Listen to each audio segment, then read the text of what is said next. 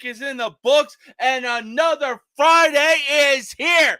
Why? Because we got so much going on right now. The Chicago Cubs beat the Chicago White Sox in the classic Crosstown Classic. We got the New York Mets visiting the New York Yankees, with Juan Soto visiting the Bronx for the first time since he signed that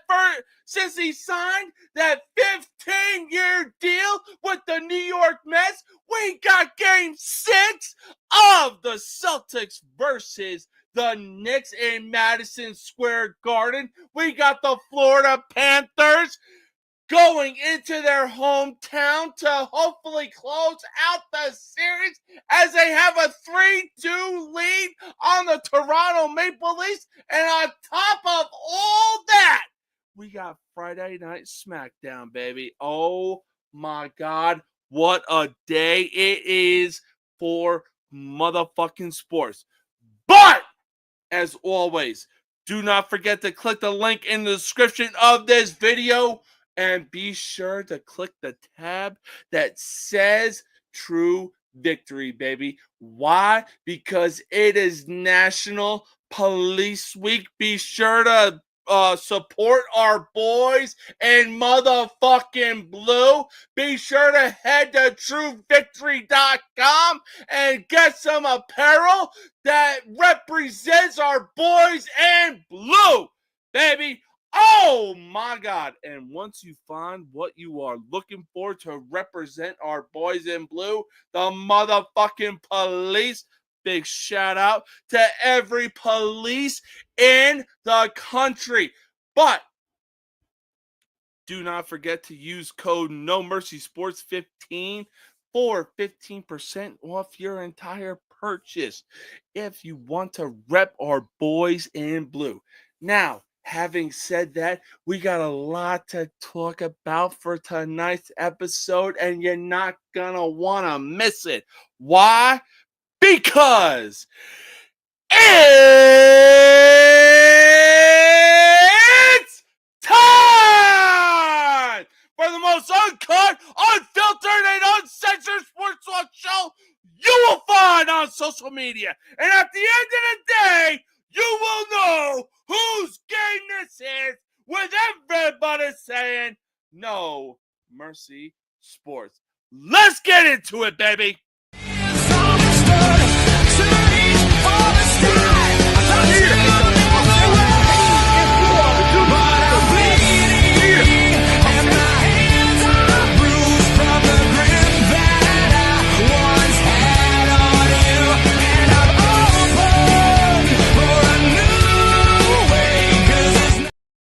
Let me talk to you. Why? Because, ladies and gentlemen, we are live. And I promise you right now, I will not fall asleep on this goddamn live stream.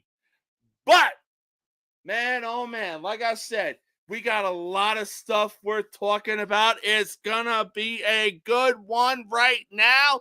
We got a host with the most. He is currently backstage right now.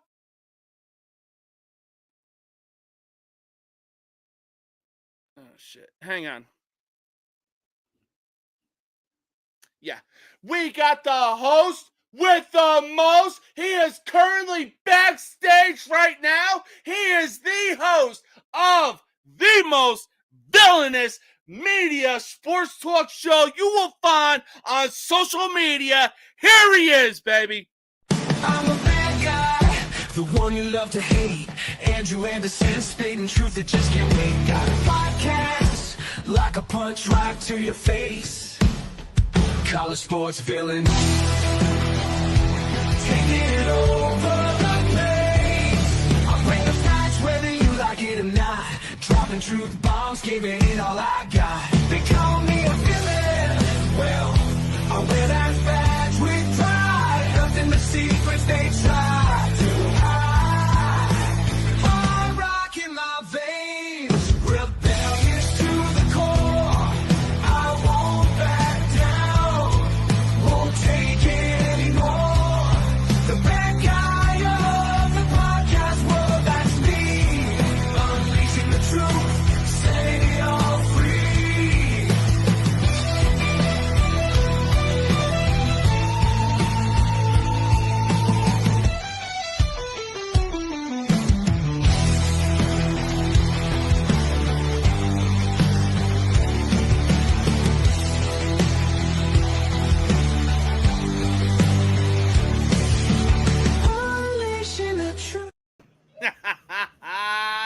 Mr. Anderson, how you doing?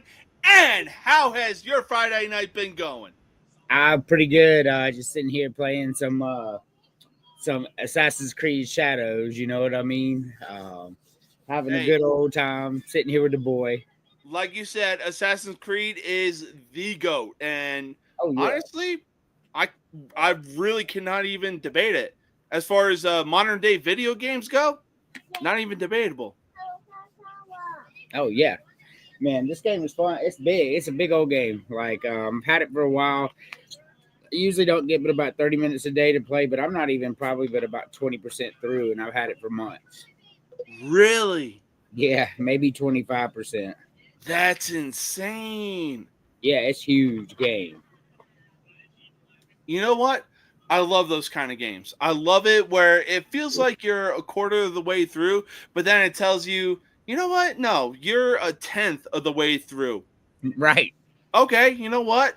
Not even gonna smack talk that because I love games that are gonna give me my full undivided attention. Oh yeah, it makes it worth the money too because I paid extra. I paid $100 instead of the 59 to get the early release. So I got to play it early. I got all this DLC, season pass, and all that. So that could be another reason why the game's so damn large. But I don't care. It's fun. Well, hey, I mean, like I said, you know, the creators behind Assassin's Creed really said, hey, you know what? Let's take history, let's take video games and combine them into one. And you know what? We're going to make a fuck ton of money. And they did, no doubt about that. Yes, they really did. I mean, when I played Assassin's Creed 2, oh my God, I was hooked. Like, what was it? About not even a third. Like, it was just 1% into the game, and I was already hooked.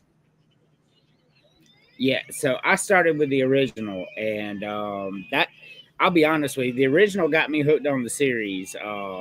Like, and if people try to play it now, they'd be like, "Oh, this is terrible." But for the time, it was really good graphics and gameplay and mechanics and all that. It really was. I mean, I played the first one and just I wanted to give it a chance, but I kept hearing for so long that just the first one was such a drag. But when you go into the second one, that's when things start to pick up. And I was like, okay, let me play the second one. But when I started to play the first one, I was like, yeah, no, this ain't for me. Let me start with the second one and go from there. Well, there was a huge jump in gameplay mechanics between 1 and 2. You could do a lot more in the second one. So when the first one came out, I loved the story, Altair and all that. So if I had to go back and start it now, I'd probably be like you, like, man, this is slow and grainy, and I ain't doing it. But it was a good story, and I liked it at the time. You ain't gotta tell me twice. But speaking of slow and rugged, let's get into tonight's episode. The Colorado Rockies are easily the worst team in Major League Baseball right now, and it's not even close. If you really thought that the Chicago White Sox had the worst record last year, man, you ain't watching baseball right now because the Rockies are currently sitting at a record of 7-36. Now,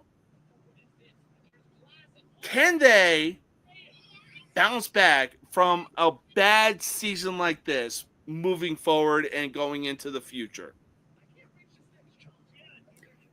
That the franchise is in disarray. Mm-hmm. They've won 7 games and they've lost 40, right? Yeah. I mean, I see no immediate fix in the future, to be honest with you.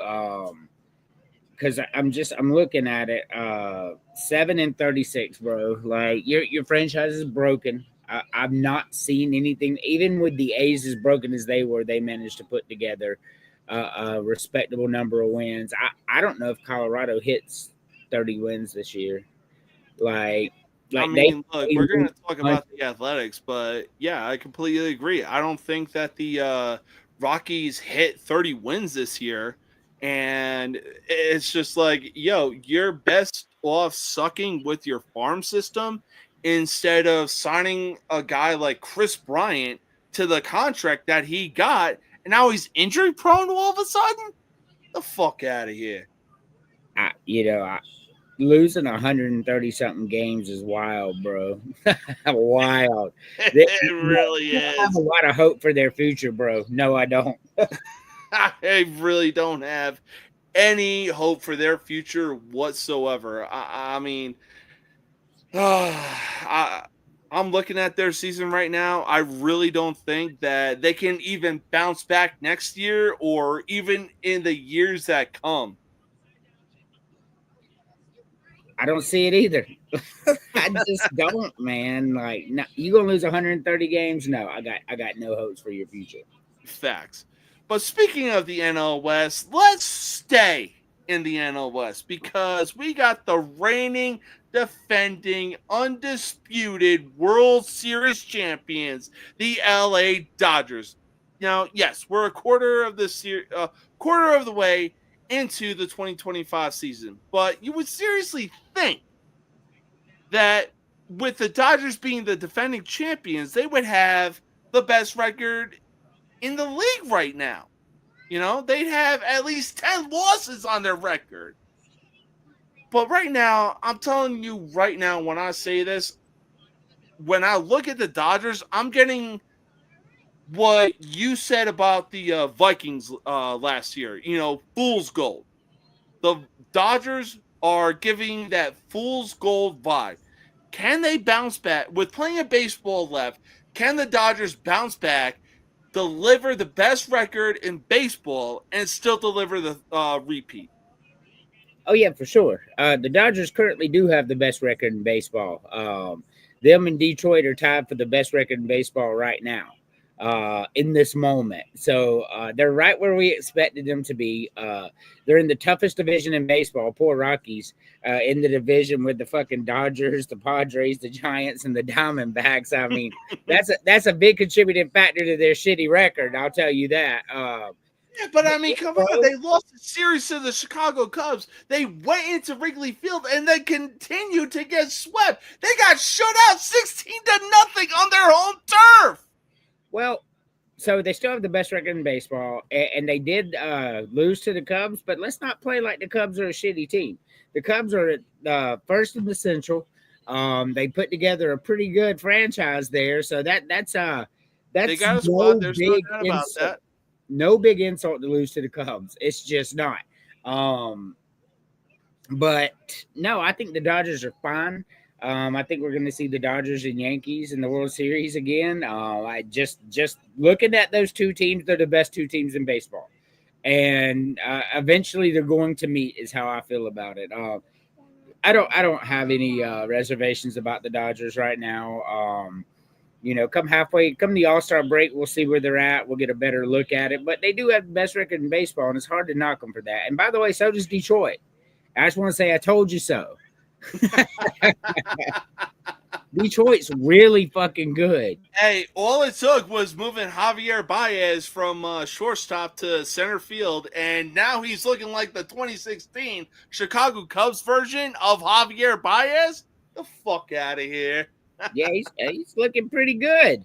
He really is. Hey, look, if baseball had a comeback player of the year, Javier Baez easily deserves that, and it's not even close. Why wouldn't baseball have a comeback player of the year anyway? That's crazy. I mean, especially with injuries and Tommy Johns and all that, a comeback player of the year would mean a lot to somebody.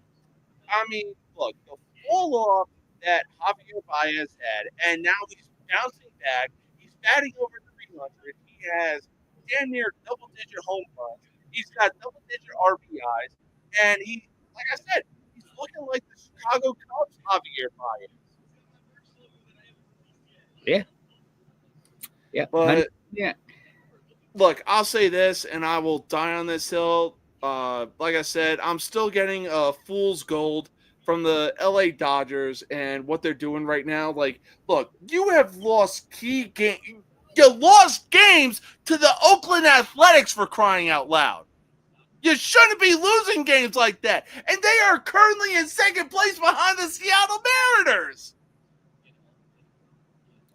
Who? The Athletics.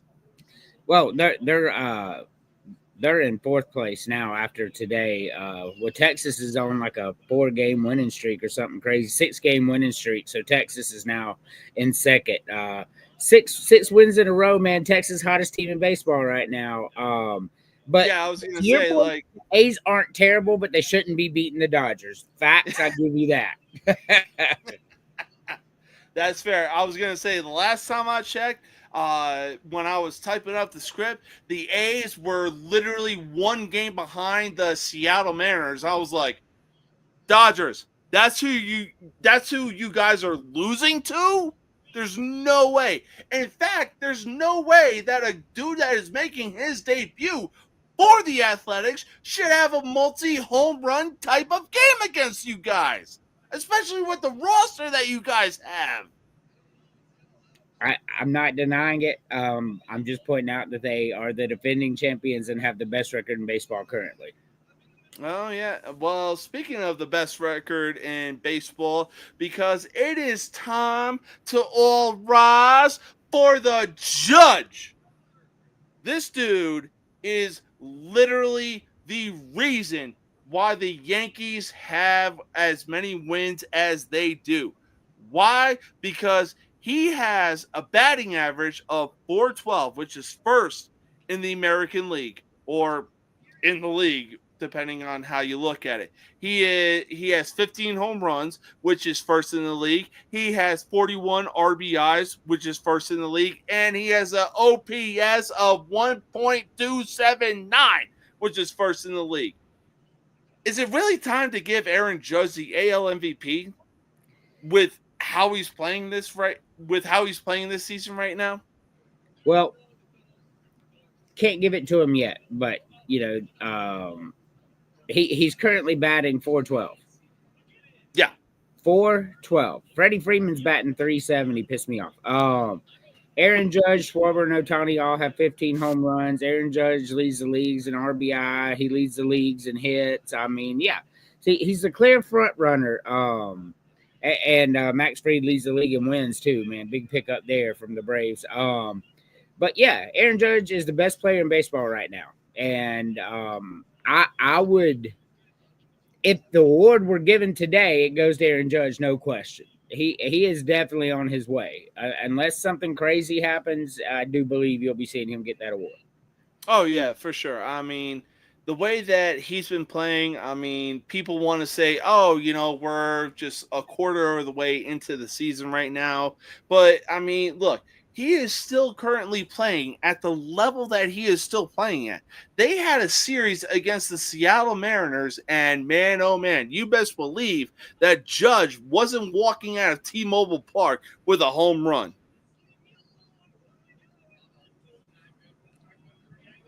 He's going to hit a home run almost everywhere he goes. Yeah. I mean, not only is he talented, he now has a pitch clock to his advantage. So, and he's a big dude. Good swing. Yeah, he's clear front runner right now, no doubt. Oh, yeah, no, he's definitely a clear front runner. But I'll tell you one thing right now. This season has been absolutely wild since the start. Both the AL and NL West are crazy right now, especially with the standings. At least the Angels have something going for them. The Rockies, they do not. There is no doubt about that. Now, let's go to the NL Central. The Chicago Cubs are still standing atop the NL Central. Now, it's anybody's game in that division. But let's go to the NL East. The Atlanta Braves started their season 0-7 and now have gone 22-15 since then, finding themselves sitting at 500 on the outside looking in, competing with the Phillies and the New York Mets to compete for a first place spot in that division. Now let's So go to the AL Central. We already talked about the AL West. Javier Baez, I don't know what he's doing. His fall off and his comeback needs a goddamn Netflix documentary on its own. The I fucking mean, the Tigers sit alone atop the AL Central. The AL East, it's no surprise that the Yankees are sitting atop that division. But the fact that all the other teams have a losing record, man, it's anybody's ball game. Did you really think a quarter of the way into this season we were going to see the standings that we are currently seeing right now? records, maybe not. But the American League East, yeah, I said Boston, Toronto would be 2 and 3, and the Yankees would be 1. I said Detroit would be number 1, Cleveland would be number 2, right where we're at. Seattle and Texas, 1 and 2. I had Houston up there, so a little off there. The Braves are 15-7 at home and 7-15 away, but they have awakened since their 0-7 start. You got the Cubs and the Cardinals 1-2. I had Milwaukee up there, very disappointed in them, and the Dodgers and San Diego 1-2. So yeah, I think the standings are right about what we had predicted before the season. I think we're right that the records are shocking. And expect to see all these teams with losing records, to be honest with you. But the position itself is pretty spot on from what we talked about before the season, actually. So I'm just shocked about how many lost, especially the AL East, getting just decimated out there, with the exception of the Yankees. It's cool. I got the new iPhone 16, so at the top, even though I can't watch the game, it keeps me updated. It's got this little banner up top. I don't know how it's my management chat. You see that banner up top? Braves 2, Boston 0. Yeah. That's the new update. So like I log into my ESPN app and bam, it keeps it up there for me. So I've been getting up 2 up. Huh? I've been getting that too. So I still currently have I want to say the iPhone 14. But ever since I did a update, what you just showed me, I'm still getting. As far as sports go, I'm like, I didn't want this. But if it's my team, I'm not gonna, deny it. Well, I had an iPhone 11 or 12 when I upgraded, so that probably wasn't an option on the old one I had. But when we renewed our contract with AT&T, they had this deal: trade in your old ones, get 2 16s for free. So of course we did it. Hey, you can't deny a deal like that. No. You can have this old phone, and so I just trade you in my old one, and for 16, and we call it a deal. We call it a day. As long as we sign a new contract, we were signing a new contract anyway. Let's go. Hell yeah. I mean, but look, like we said, I mean, I was absolutely shocked because, I really thought that the Padres were essentially going to run away with the NL West because of how good they're playing. Fernando Tatis Jr. looks like he's playing on the level of NL MVP. And then all of a sudden, the Dodgers just come up out of nowhere. And now the San Francisco Giants are just like, hey, how you doing? And the Diamondbacks are just clinging on. They're just like, nah, we're still here. Don't forget about us. We're still here. We're not the Rockies, but we're here. Well, every team in that division outside the Rockies are playoff caliber team, and that sucks for that division because they can't all go. But all of them are playoff caliber teams, every single one of them, bro. So that really sucks for the Rockies, where not only are they bad, but now they have to play 4 playoff contending teams in their own division several dozen times this year, and they can't beat them because they're just not good enough. And I'm not hating on the Rockies, bro, I promise, but man, you gonna lose 130 games. That's not cool. No, I completely agree. But man, if you thought you had it bad, look, the Chicago White Sox actually has something going on right now. But when you have essentially a 4-way tie in the AL Central with the Tigers, the Indians, the Twins, and the Royals, man, the hell out of here. I'm not even surprised. Well, I mean, really, at the end of the day, you got Kansas City at 25-20. Good call on that one. The Minnesota Twins 24-20. Good call on that one for me. Detroit's got the best record in baseball. Great call on that for me. I saw that coming. And then you got the Indians 25-19. I mean, four of these teams are playoff caliber teams in the AL Central too, which sucks for the White Sox. But hey, at least they got 14. They have doubled what the Rockies have done. But in all fairness to the Rockies, the NL West is better than the AL Central. It's just the Detroit and Cleveland are really, really good, and Minnesota and Kansas City are average, above average teams. You know what? I'll agree to that because with as long as Detroit really has AJ Hinch as their manager right now, man, oh man, is Detroit going to be a very scary team in the American League. Agreed. Just it. Oh my God, this season, like I said, we're a quarter of the way into the season, and we got the standings that are currently standing right now. Are you kidding me? I like it. Baseball is going to be fun this year.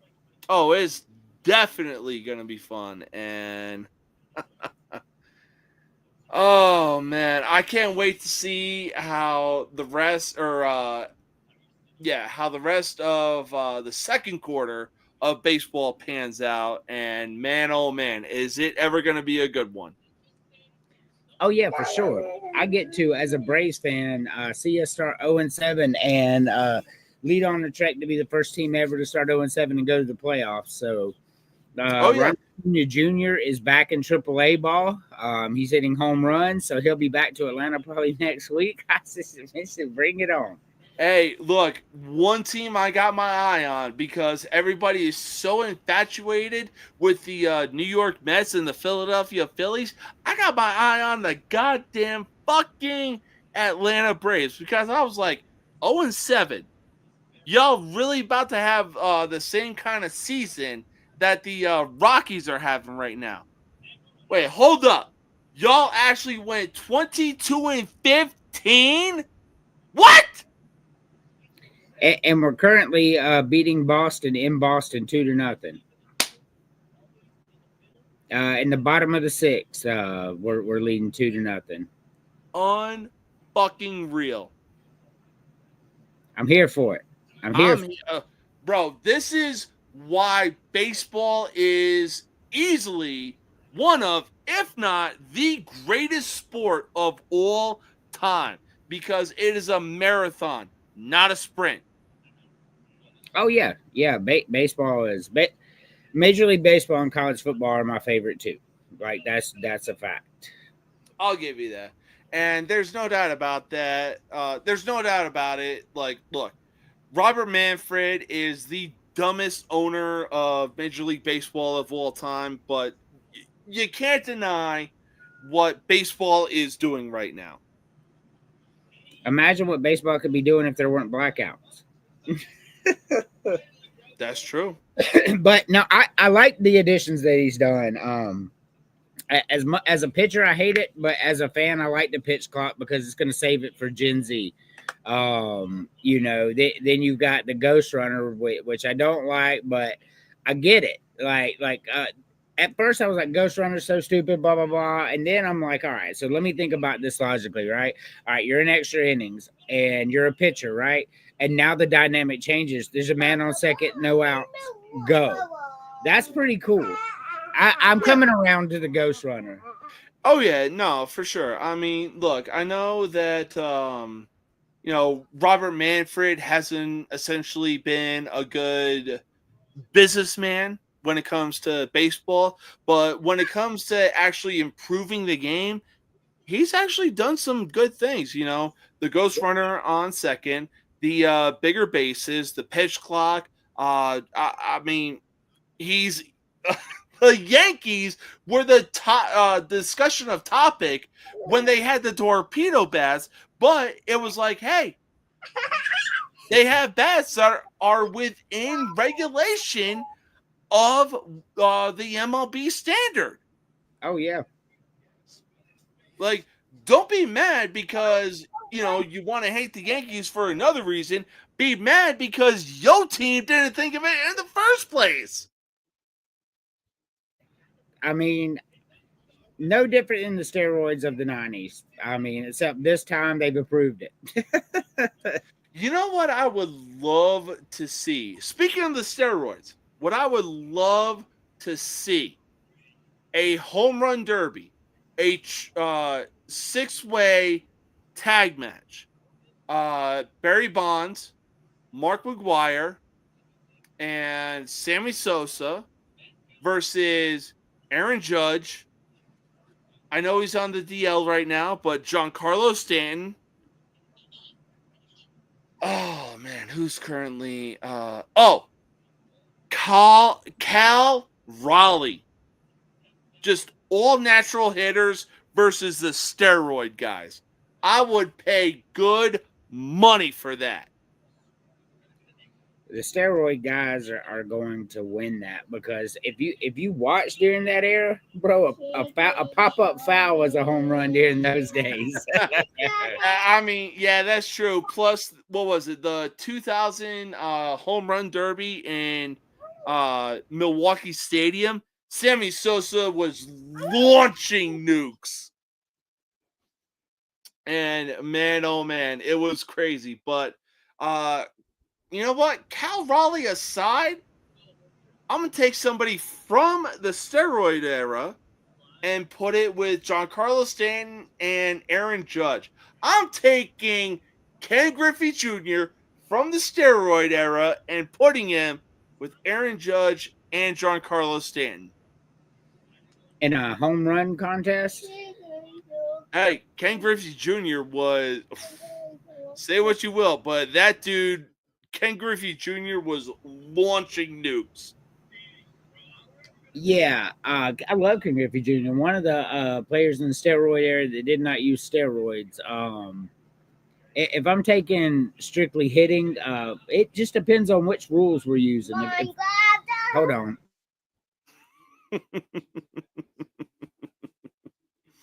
If we're using 90s rules, I'll take Ken Griffey Jr. because you could take 45 seconds to throw a pitch and nobody batted out. If you're taking today's rules, I'm taking Aaron Judge because he's acclimated to him and Ken Griffey Jr. never would have.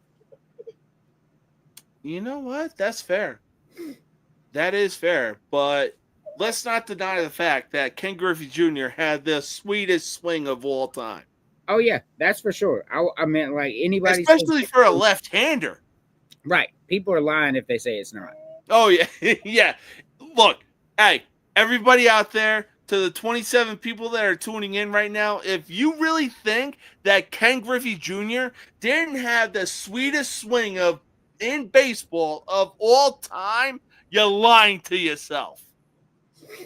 The dude would really say he'd retire if the Yankees, this team right here, offered him a contract. Yeah, and he meant it too. Yeah, he really did. But man, oh man, wow.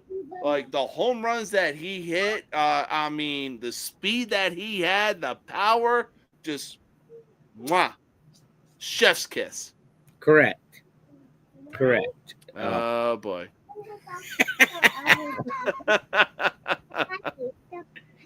Calm down. We're talking about one of the greatest hitters in our lifetime being Ken Griffey Jr. Oh yeah, for sure, 100%. This dude, hang on.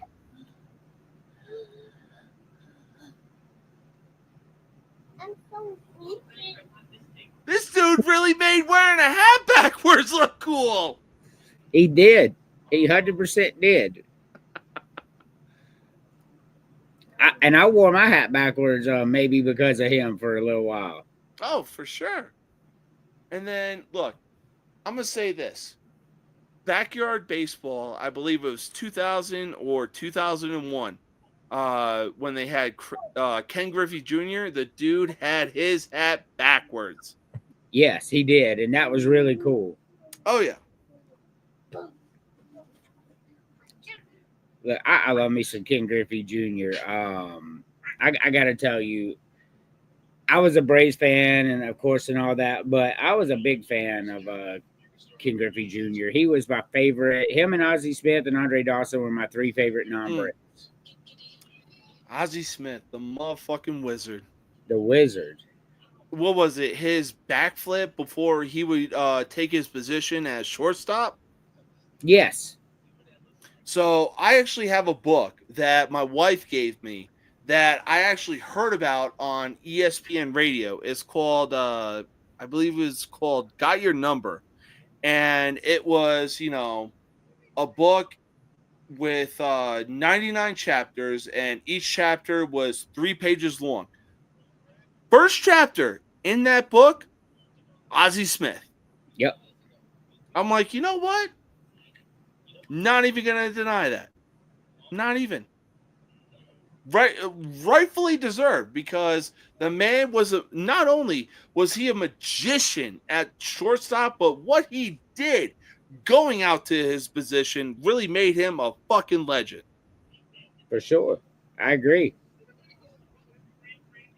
But man, oh man. Look, we're going to take our first commercial break, but we will be right back in just a bit.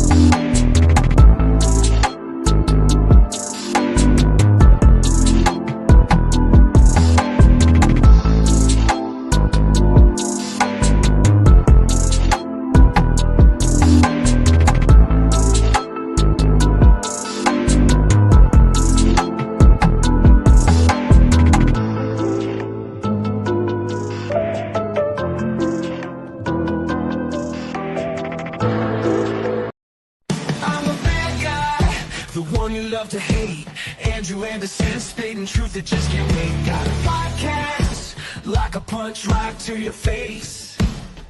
College sports villain, taking it over the place. I bring the facts whether you like it or not. Dropping truth bombs, giving it all I got. They call me a villain. Well, I wear that badge with pride. Nothing but secrets they try to hide.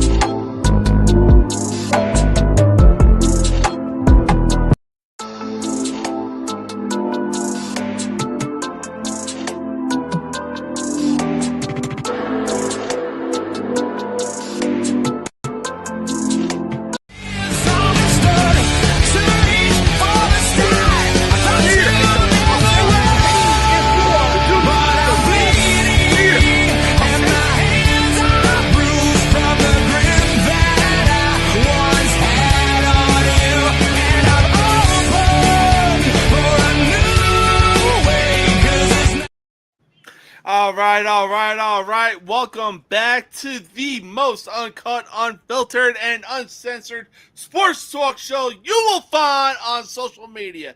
But, Mr. Anderson, with you being a Falcons fan, we got 28 people viewing and 3 hearts. That's got to be scarring. Yeah. 27 now. We lost one. Oh, God. They should have won. Real talk, they should have fucking won. Right. But speaking of the impossible has happened with Major League Baseball. Pete Rose, a.k.a. Charlie Hustle, and Shoeless Joe Jackson have been taken off the MLB's ban list, and they are now eligible to be inducted into the Major League Baseball Hall of Fame. Now, however, it's a damn shame that it really took for Pete Rose to pass away to be eligible to be inducted into the goddamn Hall of Fame. Now, when the ceremony comes, should Pete Rose be inducted goddamn unanimously? Yes, I don't think he'll be inducted unanimously, but let me tell you how I feel about this. It's a fucking shame that Pete Rose didn't get to see it happen. However, I've been thinking about this over and over and over, and Manfred is the hero here. Let me explain. So no one was ever going to let Pete Rose in, and Manfred couldn't be the one that did it, right? Because it was such a scandal, and they weren't going to happen. So when Pete Rose passed away, the hero Manfred, who did the blackouts, and I hate him, said, you know what? I found a way around the rule is what happened. He's like, he had a lifetime ban. He's no longer alive. Ergo, he's eligible for the Hall of Fame. So Manfred is the hero in the story. I'm going to be real honest with you. He found a loophole to get this man in. And we shouldn't be mad at him for not doing it earlier. I think he had no choice. I think as soon as the opportunity presented itself, he said, you know what? Lifetime ban equals lifetime. He is no longer alive. He's eligible. Same with Shoeless Joe Jackson, who's from my hometown, by the way, Greenville, South Carolina. He's a hero here. He's still talked about today, even before all this happened. But yeah, he's going to get in, and Manfred's the hero. As strange as that is to sound, because I be trashing that man online for the blackouts. But this was a pimp move by him. This was a good move. He's the hero here, and kudos to that. And he should be in the Hall of Fame. There's no doubt that Pete Rose is definitely going to go into the Hall of Fame, and unfortunately, unlike Ichiro Suzuki, Pete Rose is more than likely going into the Hall of Fame unanimously. I don't see it that way, the way that you're seeing it, that Manfred was like, oh, you know what? Pete Rose passed away. Let's take him off the MLB bans list and everything like that. It was I see it like there was so much more that went into it, because we really talked about I'm not trying to get political, but we really talked about Donald Trump pardoning Pete Rose from MLB and being like, hey, you know what? He deserves to go into the MLB Hall of Fame. And then about a year or two later, all of a sudden, Rob Manfred is like, okay, well, you know what? Let's take him and Shoeless Joe Jackson off the ban list and make sure that they're eligible for the Hall of Fame. Get the fuck out of here. It really took Pete Rose dying for him to be like, you know what? Let's make him eligible for the Hall of Fame. Get the fuck out of here. So here's the thing, though. Here's where I'll defend Manfred. He could not do it while he was alive. Like, this is a long-standing thing with baseball. He could have, though. No, he couldn't have, man. Yeah. Like, no. Baseball, I mean, they would have had his head, bro. They would have had his head. Well, I'll die on that hill. Hold on. Why didn't the previous ones do it either then? You got to get it. Everybody got to get it, not just Manfred. Like, why didn't they do it? You know what I mean? Yeah. To be honest, they're partnered with FanDuel now. So, like a gambling website on baseball, how could they possibly not go ahead and do that with Shoeless Joe and Pete Rose if they're going to personally team up with a gambling betting site? There's even wild conspiracy theories that say he did it so he wouldn't have to ban Otani. Well, I mean, look, I know we both weren't around. I'm sure a certain somebody was around when Shoeless Joe Jackson admitted that he betted on the 1919 World Series for the White Sox to win.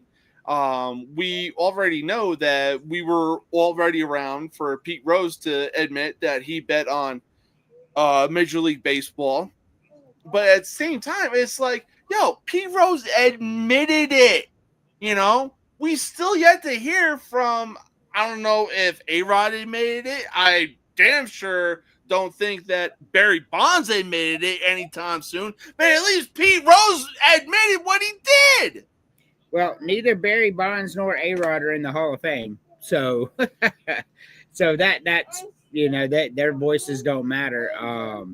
But when you take some other Hall of Famers in there that were very nefarious as well, you're absolutely right. There are some Hall of Famers that did way worse shit than bet on their team to win. I can't imagine athletes the way they've been my whole life, the despicable things that they do behind the scenes because they live that lifestyle, that these people in the Hall of Fame didn't do worse things than bet on their own team to win. That's crazy talk, and Pete Rose deserves a fucking apology. He really does deserve an apology. It's like, I completely agree with what you're saying. I'm sure other players have done worse things behind the scenes than what Pete Rose did. And man, oh man, does he deserve the biggest apology of all time from the Major League Baseball. And at the same time, it's like, yo, he actually admitted it, but he was willing to go out there and put his goddamn body on the line. And on top of that, he is the all-time hit king. He is in a league of Cal Ripken Jr., of most games played. He is in the league of Ricky Henderson, of most stolen bases. He is in a league that he is the all-time hit king. Nobody is touching what Pete Rose did as far as hits go. Pete Rose will not get in unanimously. There are still voters in there that are still old school. Well, they deserve to get fucked out of their minds. I'm not saying he doesn't deserve to be a first ballot Hall of Famer because he fucking does, but he won't be. He won't be unanimous anyway. He may get in the first time. I still don't even know about that. Baseball holds grudges, but I don't think it's going to be unanimous. I just don't. Ichiro wasn't even unanimous. Yeah, no, look. That's crazy talk. I see it like this. With how the college football committee how the college football committee decides the top 25 rankings, and how Alabama lost 3 games but went down to number 10, and they were in the conversation to be in the college football playoffs. But at the same time, it's also like Ichiro put up one of, if not the greatest Hall of Fame career in his lifetime. And we're more than likely never going to see that again from a non-World Series champion. Look, Ichiro, fun fact about Ichiro. Ichiro was 2-9 to start his career, and then he got a hit. He was 3 for 10 that put him at 300, batting 300 in his first 10 major league at bats ever, and he never dropped below 300 after that. How is he not a first round Hall of Fame? A unanimous Hall of Famer? I'll never understand that bullshit. I guess somebody just didn't like the guy for whatever reason, but.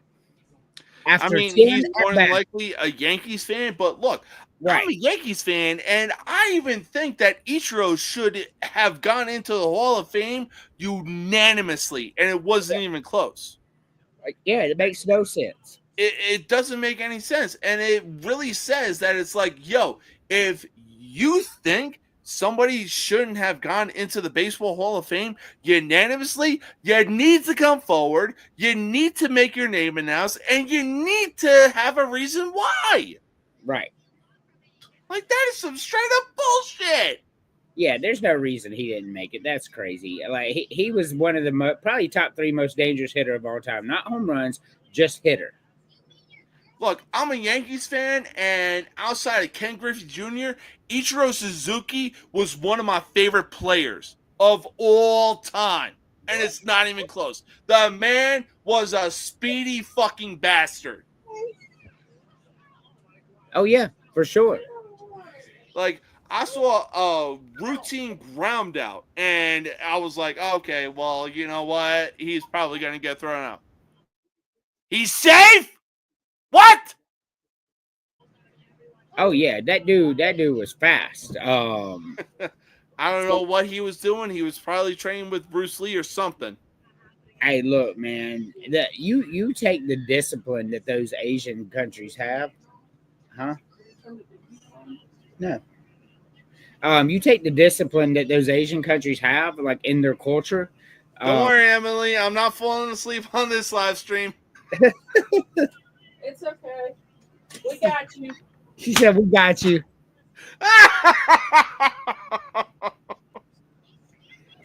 Yeah, we're not gonna fall asleep tonight. We're not doing a 6-hour show. No. Whew, that was a marathon. It was. You made it. A little over 5 hours, 5,000 people watching. I did. When I got on, you had 5,000 people.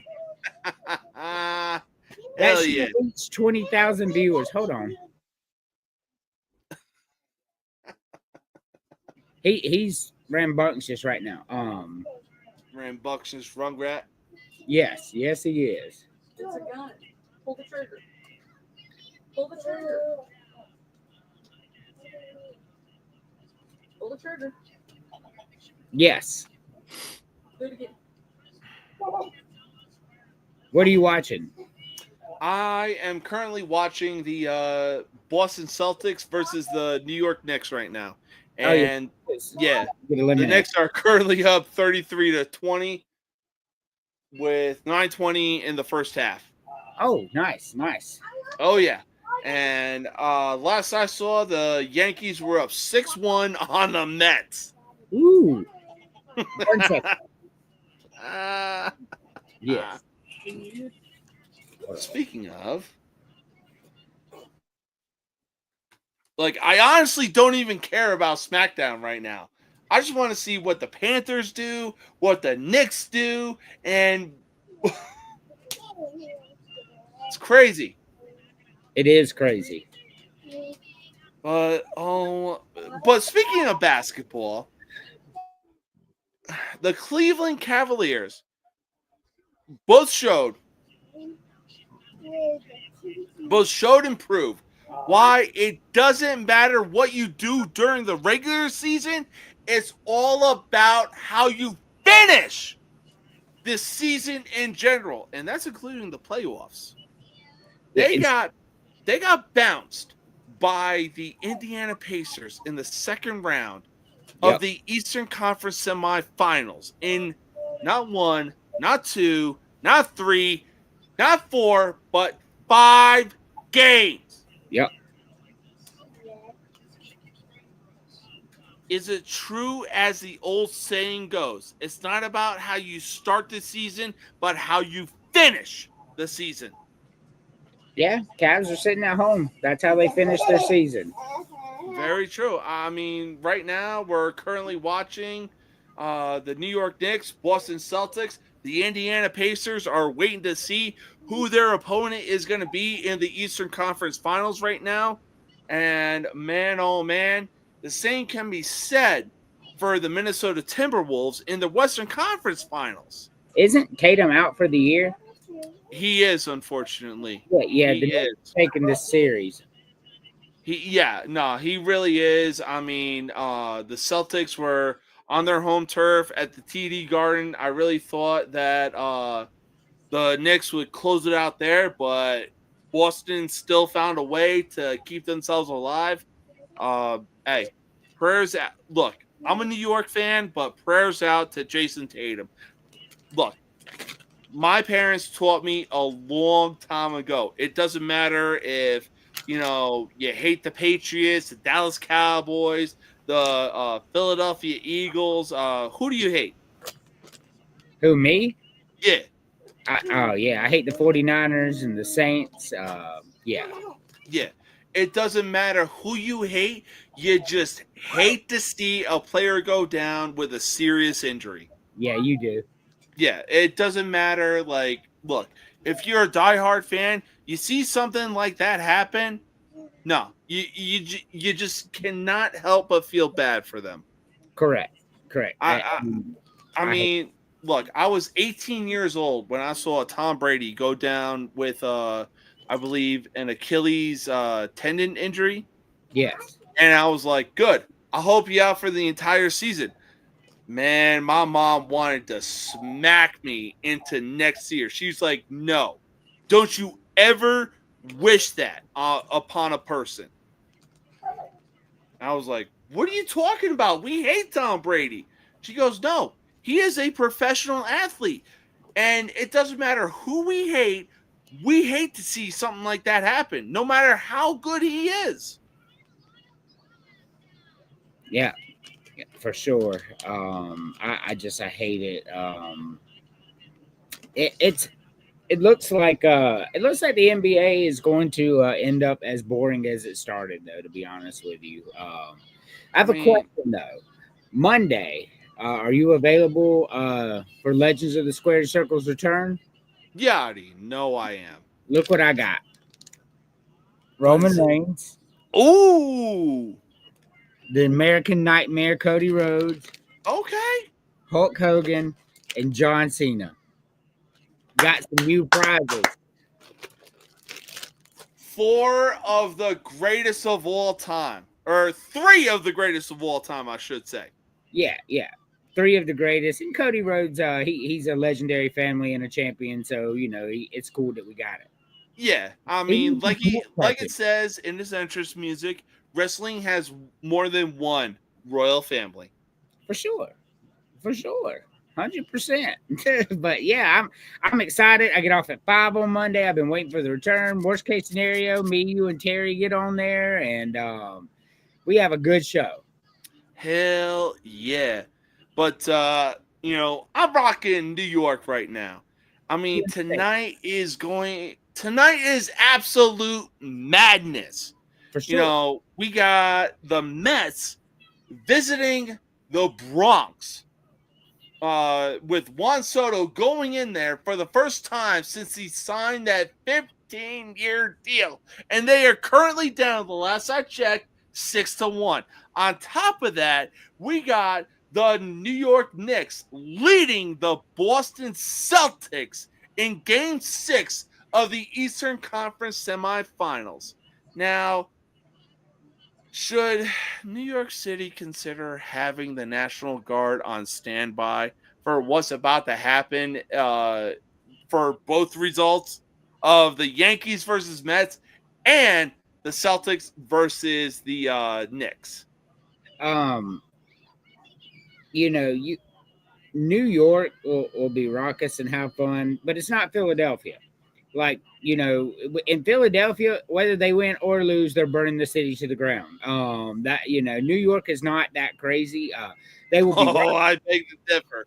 No, they will be rocking, having fun, taking to the streets and all that, but not like Philadelphia where they burn traffic lights, whether they win or lose. And but no, I don't think it'll take a National Guard. I don't. Knicks aren't in the finals yet. But they're on the verge of looking at the Eastern Conference Finals for the first time in 25 years. I'm not disputing that, but they were also on the verge of doing that when the Atlanta Hawks killed their dreams in 2021 until Trae Young got hurt and they lost to the Bucks. That was the Hawks year to win it all. But now the Celtics the Knicks are beating the hell out of the Celtics right now. It ends tonight. Oh yeah, no, it definitely ends tonight. I even made a TikTok video replying to somebody like, "Yo, if the Yankees and the Knicks win, not only is New York turning into the purge, but more than likely all five boroughs are burning to the ground tonight." Well, I don't think it's gonna go that deep, but it could. It looks like I mean, hell, they're up by 20 right now. Yeah. Yeah, it's gonna end. The Yankees are still up 6-1. It's gonna be live in New York tonight. But I think Indianapolis and the Knicks is probably the best thing for the NBA, who don't want to see a repeat of the Celtics and such. Oh, for sure. I mean, He's in here. one finals I would love to see is the Minnesota Timberwolves versus the New York Knicks in the NBA Finals. That would put asses to seats, and I dare you to tell me I'm wrong. I'd love to see the T-Wolves and the Knicks or the Pacers, to be honest with you. I'd rather see the Pacers than the Knicks. I just don't like the Knicks. Never have. It's because you're a Hawks fan and Trae Young, whoo, what he did in Madison Square Garden, it lives in the heads rent free of any New York Knicks fans. Oh yeah, taking the bow. Yeah, that's when I became a Trae Young fan. When I saw Trae Young take that bow, look, I'm a Bulls fan. I am a mutt when it comes to being a sports fan. When I saw Trae Young take that bow, I was like, "Oh, dude, He became the villain, and the NBA. you are public enemy number one." Well, the NBA needs a villain because they wanted LeBron to be the hero and he couldn't do it. So then they made LeBron the villain, right? And then he couldn't do that because he flops and he's a pussy. Facts. And then they tried to put it on Luca, and he couldn't do either. Trae Young can do it, but they have to give him a team to do it with. He has no help. Yeah. But they need that villain. I think Ant can become that villain or that hero, either one. I don't know, man. Really could want see the him Wolves being that Pacers. villain. I want Wolves Pacers, bro. I want it. I want to see that. Oh, Fuck the that'd be good either way. I'd watch it. Like, it would bring me back to the NBA for at least the finals. Oh, for sure. I mean, look, the only reason that I'm actually watching the playoffs right now is because of the Knicks and Minnesota Timberwolves. That is it. Because, like Stephen A. Smith said, Anthony Edwards has a $200+ million contract, but he is going out there playing like he is broke. I'm like, you're not wrong when you say that. No, not at all. I think he's very good. I think he gets it. Let's put it that way. I think he understands. I'm out here making this amount of money. I have an obligation to the fans. Yeah. I think he understands what he's saying there. So I like the guy. So. Oh yeah. I mean, what's not to love about Anthony Edwards? I mean, the dude is a stone cold killer. He is 100%. But speaking of the NBA, let's talk about the draft system that them and the NHL have.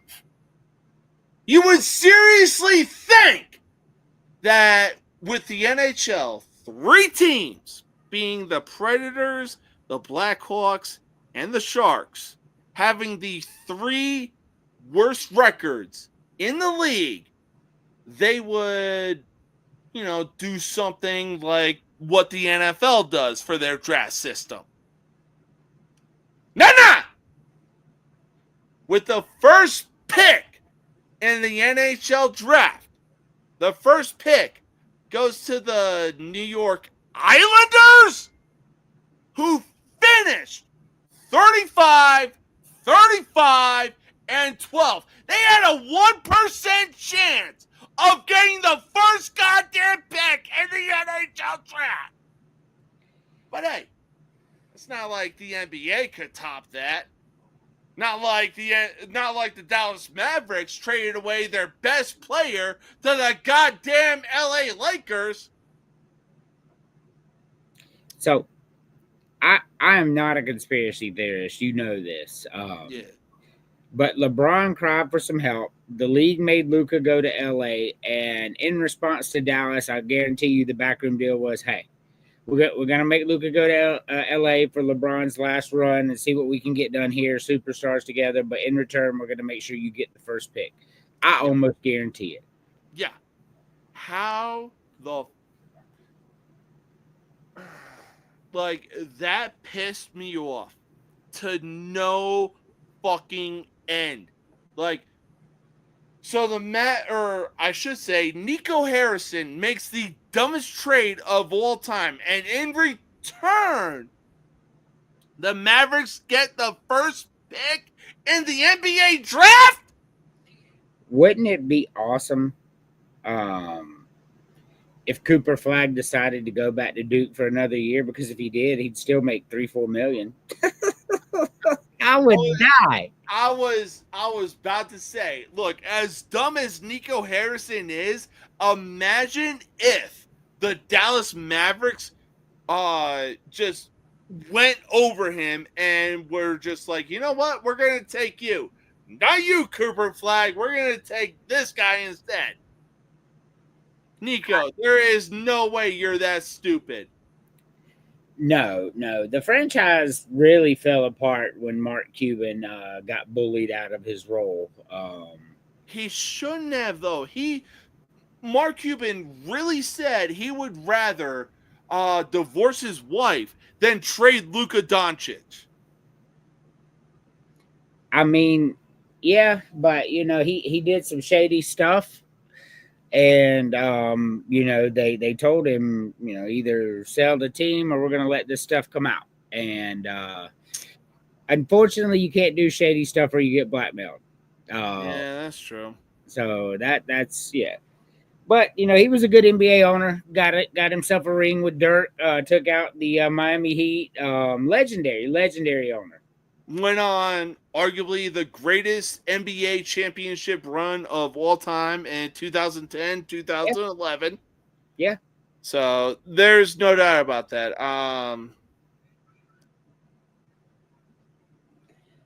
Took out Kobe and LeBron. Yeah, I mean, to do that is wild. Crazy. They were good, bro. That team was good. They really were. I mean, how you gonna stop Dirk Nowitzki fadeaway shot though? No. Prime Dirk was a problem, a real ass problem.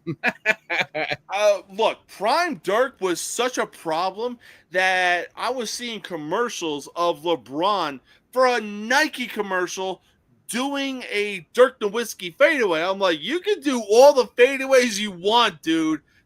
Fact of the matter is, Dirk Nowitzki beat you with that shit. He did. There's no answer to it because, like, you got to think Dirk Nowitzki was 6'8", 6'9", like he was tall. So if he's doing a fadeaway, you would have to jump about 14 feet in the air to stop it. And during his prime, when he was shooting 60%, how do you stop it? Like, the dude's just eating, and there's nothing you can do about it. You really couldn't. I mean, look, Dirk Nowitzki's fadeaway shot was essentially similar to Tim Duncan's bank shot. You couldn't stop it. Right, you couldn't. Tim Duncan was going 99 out of 100% on those. The same way that Dirk Nowitzki was going 99 out of 100 shots on his fadeaway shots. I mean, Tim Duncan was a whole ass problem too. He really was. I mean, look, Mark Cuban, he knew what he was doing. But when you compare the Mavericks to the Spurs, man, it was dead on even. They were playing with fundamentals, both teams. Yep. Yeah, they sure were. But at the end of the day, the NBA just don't have it anymore. And I'm just not real interested in the product on the field right now. Yeah, I mean, look, right now, I'm actually excited for the Knicks and what they're doing right now, and it's just absolutely crazy. I hate the Knicks, so Patrick Look, Ewing, I'm a Bulls fan, mostly because of the greatest of all time, Michael Jordan. Yeah. But what the Knicks are doing is like, hey, do your thing. I want to see the crowds of New York crowded. I want to see what they're going to say. I want to see what they're going to do. I think it's going to be fun. I don't know, man. I think the Pacers are the better team. To take out Cleveland like they did, and Cleveland was 100% healthy, that shit tells me that that's a really good team in Indiana. Very true. Very, very true. Well, look, we are going to take our final commercial break. We are going to do some expectations for the NFL going into this season, and then we are going to make some MLB predictions. We will be right back in just a minute.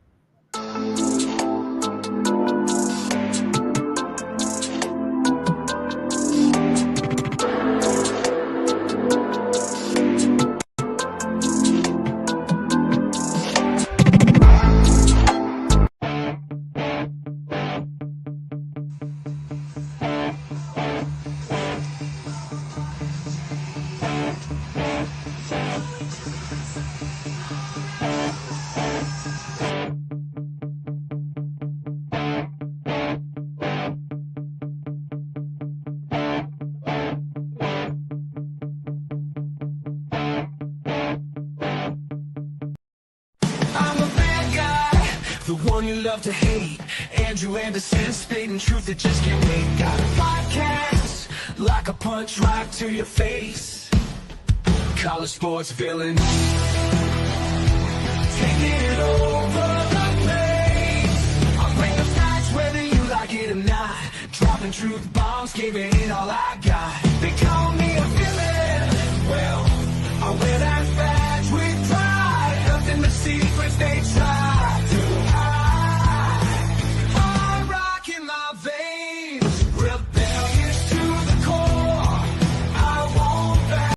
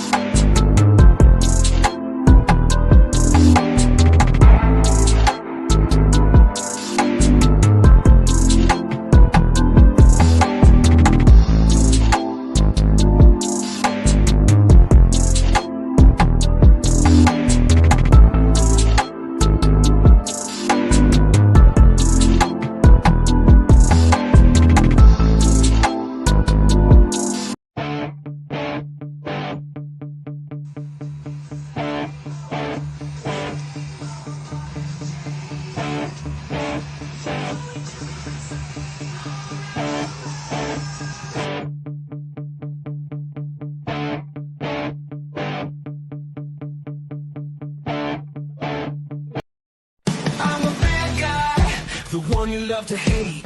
Andrew Anderson, spitting truth that just can't wait. Got a podcast, like a punch right to your face. College sports villain, taking it over the place. I'll bring the facts whether you like it or not.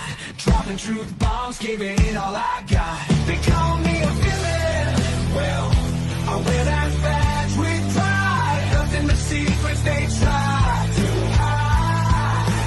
I rock in my veins, rebellious to the core. I won't back down, won't take it anymore. The bad guy of the podcast world, that's me. Unleashing the truth, setting it all free.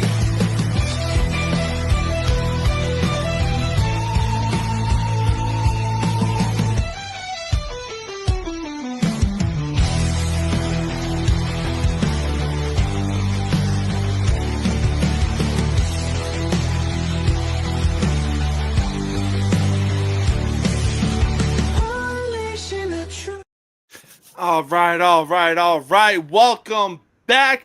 The 2025 schedules for the 2025 NFL season dropped for every single team. So you know we got some expectations going into this season.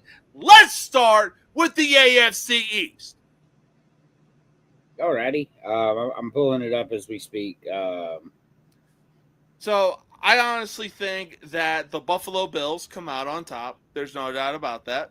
I agree.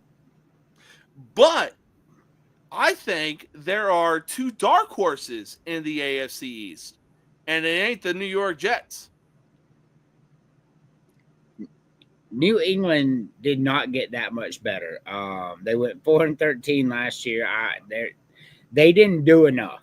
They're not. I mean, honestly, I think they did enough. They went and got offensive tackle Will Campbell. Man, is that dude willing to die for his quarterback? Does all right? Will Campbell is a good addition, but this is a team that was 4-13.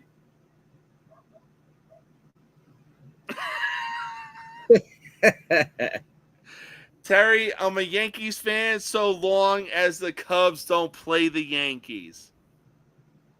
But real talk, the Jets went and got out a defensive-minded head coach, being Aaron Glenn from the Detroit Tigers, who we'll get to in a bit.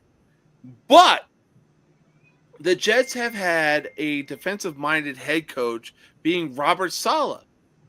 He had Zach Wilson. Didn't quite work out, obviously. Then they go out and get Aaron Rodgers.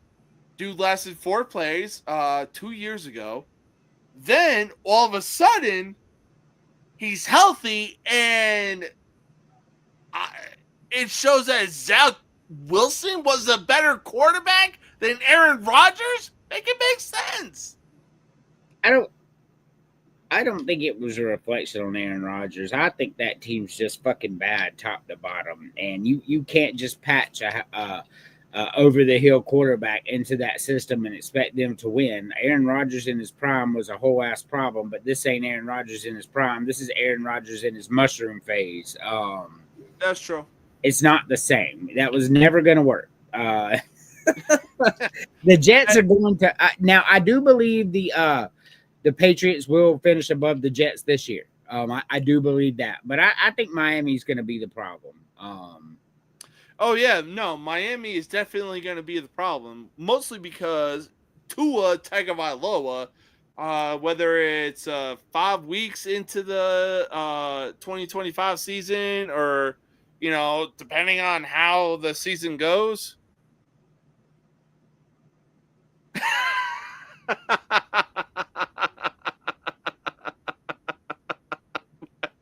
Fucking Terry. But look, it doesn't matter how the season goes for the Miami Dolphins. The one thing I'm actually looking forward to is, look, I don't wish this on Tua, but he has really shown that he is injury prone since he came into the league, and it really shows since his years at Alabama. It's not the injuries that bother me. You have people with injuries that come back and do fantastic. What bothers me is specifically the concussions.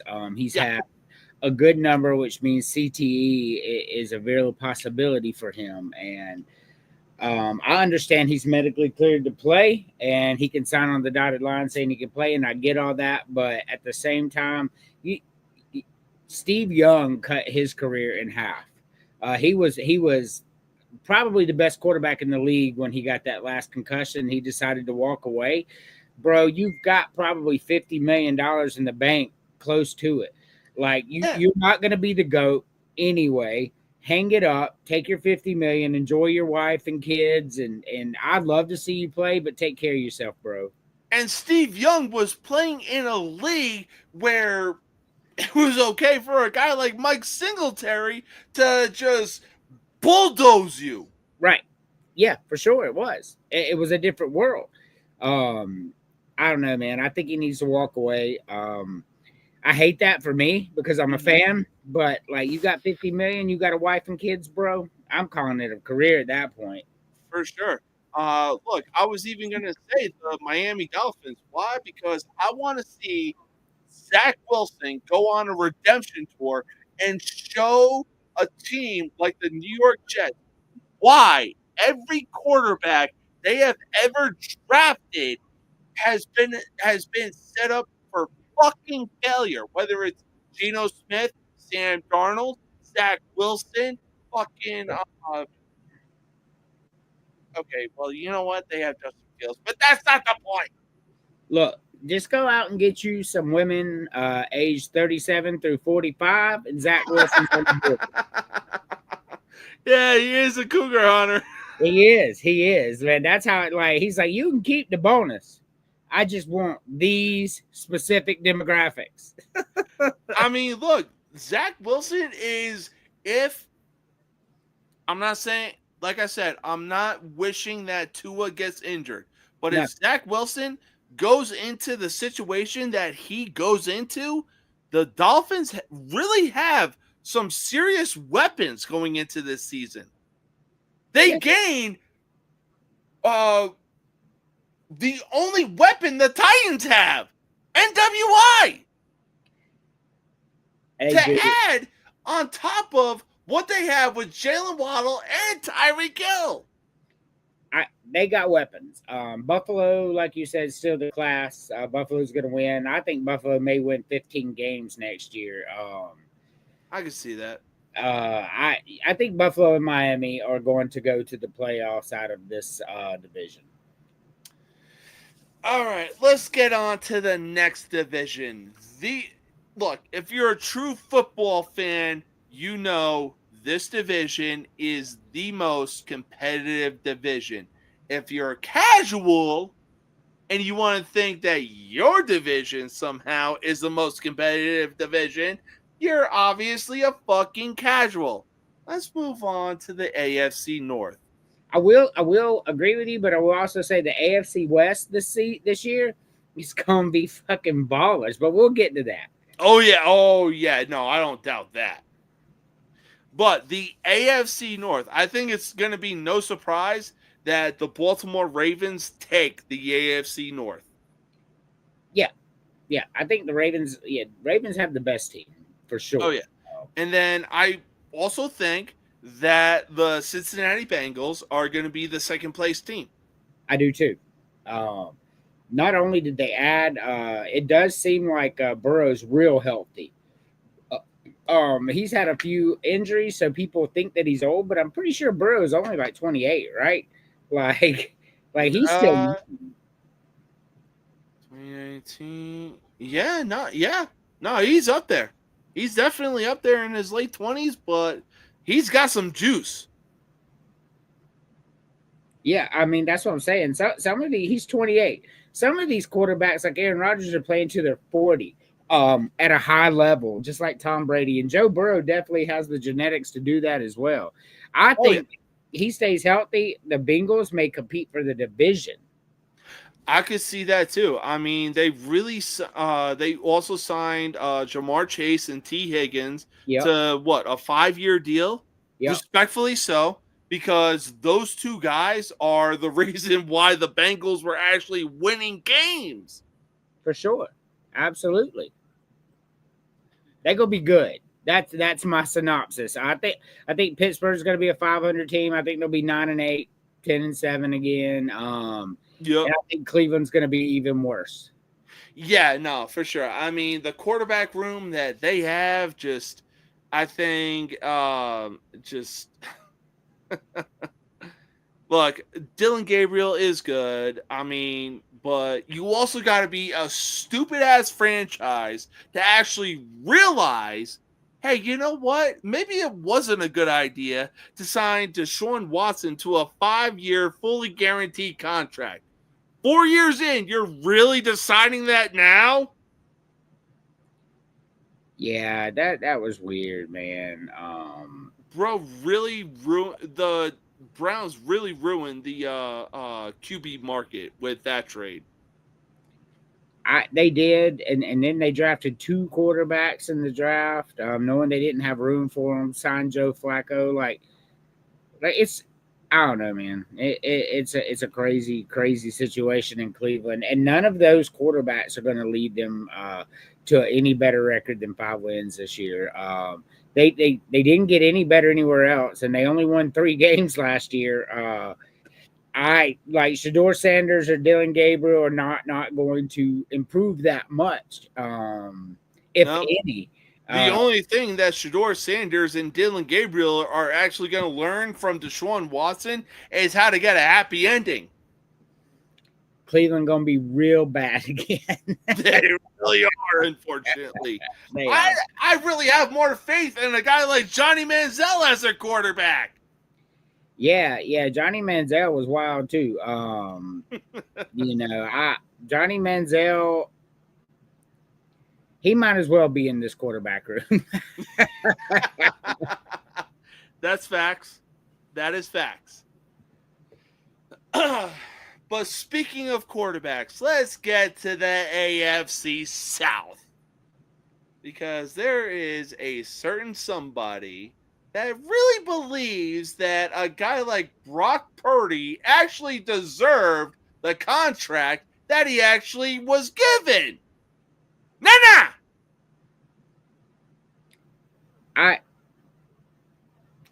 It's with the quarterbacks in the market right now, it is wild to see Brock Purdy secure $250 million. And he was Mr. Irrelevant. I'm happy for him. Same. I really am. I'm happy for him and his family. But at the same time, they give it to him so he wouldn't leave. That's what it is. But was he worth it with all the quarterbacks out there in the market right now? He's an above average quarterback. I put him on the same plane as Baker Mayfield. I think that's crazy talk. Nah, bro. They about No. Wait till you see what Baker Mayfield is gonna do with the weapons that he got. Now, Baker Mayfield is an above average quarterback, and that is it. Same way with Brock Purdy. Please. It's just facts. I mean, I don't. No. Brock Purdy is an above average quarterback. Baker Mayfield is a fucking dog. And when you got somebody like the greatest tight end of all time being Rob Gronkowski saying what a teammate player that you are, you know you're that guy. I mean, you'll see Brock Purdy starting in the league longer than you will Baker Mayfield. But, that's a discussion for another day. We're not going to agree on anything when it comes to Baker Mayfield. I think he's overrated. I think he's above average, but I don't think he's elite. But I think Houston and Indianapolis are 1 and 2. Jacksonville's got them an elite quarterback out there. Can't do shit with him. Can't put anybody there. Can't add to the offense. Can't add to the defense. Jacksonville is going to be bad. Tennessee, I don't care what our buddy says. Tennessee's probably going to win 3 games again this year. They're not good. They drafted terrible. They got after Cam Ward. All their picks were just crazy to me because they didn't fulfill any of the needs that they had. Cam Ward was the right pick, and he's a dog. Cam Ward's a dog. I mean, the way that he was playing at Miami, it just seemed as though when he was dropping back to pass and the pocket was collapsing, he was just playing in slow motion. Well, that's another reason that I'm high on Cam Ward. He's playing in the ACC, right? Offensive line sucks. He's getting chased for his life. In the NFL, he won't be chased for his life. Tennessee has an average offensive line. That was never their problem. Their problem is they couldn't move the ball.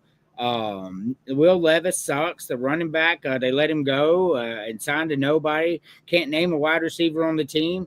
Cam Ward's an elite quarterback, but, he may take them from 3 to 6 wins tops. Like, I don't see them winning more than 6. I just don't. I think Houston with CJ Stroud. I think CJ Stroud is that dude. I'm real high on CJ Stroud, so I think Houston wins this division again. For sure. I mean, like you said, I could really see the AFC South coming down. There's no doubt that Houston is definitely going to win that division. Agreed. The Indianapolis Colts, I really see no reason why they should come in second place. Now, look, the Jacksonville Jaguars, they definitely did draft up to get Travis Hunter, but let's see how they utilize him. Hey, look, man, I think Indianapolis had the best draft of any NFL team. Not only did they fulfill every need that they had, they also got the best available position player at what they needed at the time. It couldn't have worked out any better for the Indianapolis Colts. I think they had an A-plus draft. I think they had the best draft in the NFL, and I think we see them win 10 games. I could see that as well. Jacksonville, I really think that they take a big step forward from 4 games to 6, 7 games at best. You know, Jacksonville? Yeah. 6, 7 tops. They have Travis Hunter. He's elite, no doubt. Mm-hmm. They have Trevor Lawrence. He's elite. I don't care what anybody says. The guy hitting the fucking receivers in the hands and they're dropping it, bro. Not his fault. They don't have enough around him to win games, though. Oh, yeah. So if Jacksonville really knows how to utilize Travis Hunter the same way that Colorado knew how to utilize Travis Hunter, oh, man, you're looking at a very dangerous Jacksonville team. I don't even think you have to know how to utilize the guy. The guy's just so naturally raw talented. They talked about how much he watched film, so he's one of those guys, too. His football IQ is high as hell. Mm-hmm. I mean, Travis Hunter going to be a whole ass problem. The problem with that is if he's the best receiver, they're going to double team him. If he's the best corner, they're going to throw away from him. And they don't have anything to complement him, so it's not going to do them as much good as it should. Yeah. I mean, like you said, if he's the best receiver, then Trevor Lawrence is like, I bet. I know who I need to go to. I know who I need to hand the ball off to. So, I mean, look, if he goes to wide receiver, then, hey, good on him. You're taking attention away from Trevor Lawrence and whatever weapons that he has going into this season. That's enough soap. The boy's washing his hands with all the soap. But let's go into one of the most competitive divisions in the NFL, the AFC West. This is definitely going to be a very fun division to watch. And that's exaggerating. I'm not going to lie. I think this could be the best division in football this year. I told y'all last year Denver was going to be a playoff team and they're very dangerous. And you and Big Mac laughed at me until they made the playoffs. And they're better now than they were last year. That's crazy. Look, I went to this little restaurant or little grocery store right next door to my apartment complex. I was like, you know what? The Denver Broncos really found their franchise quarterback being Bo Nix. They have Sean Payton as their head coach. It is Patrick Surtain II as the leader of their defense. The Denver Broncos are going to be a team to watch in the AFC West. Oh, yeah, for sure. Kansas City wins. Clippers are going to be really good again. Broncos are going to be really good again, with the exception of, the bottom-dwelling piece of shit Raiders who did not get any better. This right here will rival the AFC North this year, in my opinion. Also, update, the Braves are now up 4-1 in the top of the ninth, and they have the bases loaded currently. Oh, my God. That's good for your Yankees. It is, but at the same time, like I said, the Braves started off 0-7. Look what they're doing right now. Are you kidding me? If they hold on tonight, and they're up 4-1 with bases loaded in the ninth, if they hold on, they will be above 500. Oh, my God. Crazy, ain't it? This is the beauty of baseball. Who said, like Billy Bean said, who says you can't be romantic about baseball? I am romantic about. Sleeping all the time. I'm sleeping all the time. Okay. You're sleeping all the time. He's talking to you. He said you were sleeping all the time. He did. No! He said you sleeping all the time. He's awake. I'm sleeping all the time?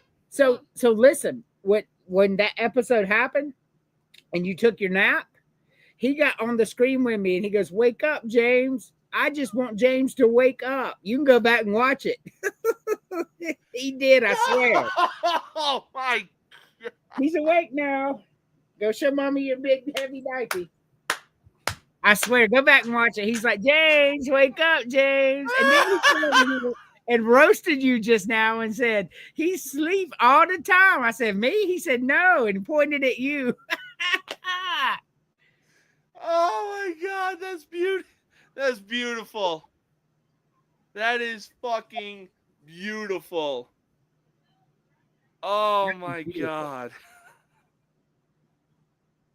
God forbid I run on lunch, alcohol, and fumes, and now I'm the butt of a joke. Hey, the boys roasted you, not me. That's all right. He got you. That he did. I'm not going to deny that. All right, so we've already talked about the AFC, but let's go into the NFC, starting off with the NFC East. So, the defending Super Bowl champions are probably going to win 13, 14 games again. They are that good, and they only got better in the offseason. So, man, watch out. The Commanders are going to take a huge step back. It was just one of the, and I told y'all come playoff time you were going to see that it was smoke and mirrors, and I was correct. They played they were better than I thought. When I say take a step back, I think they win 10 games instead of 12. They proved that they were a good team to be reckoned with. You can't take that from them, but I don't think they win 12 games this year.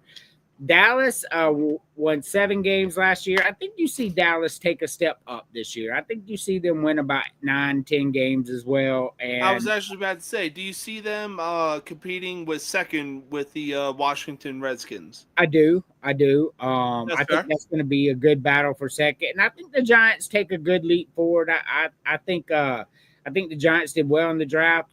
I think the quarterback room will provide some stability, switching in and out if they need to, who's streaky, who's not, and all that stuff. I think you'll see the Giants make it to about 6 wins this year.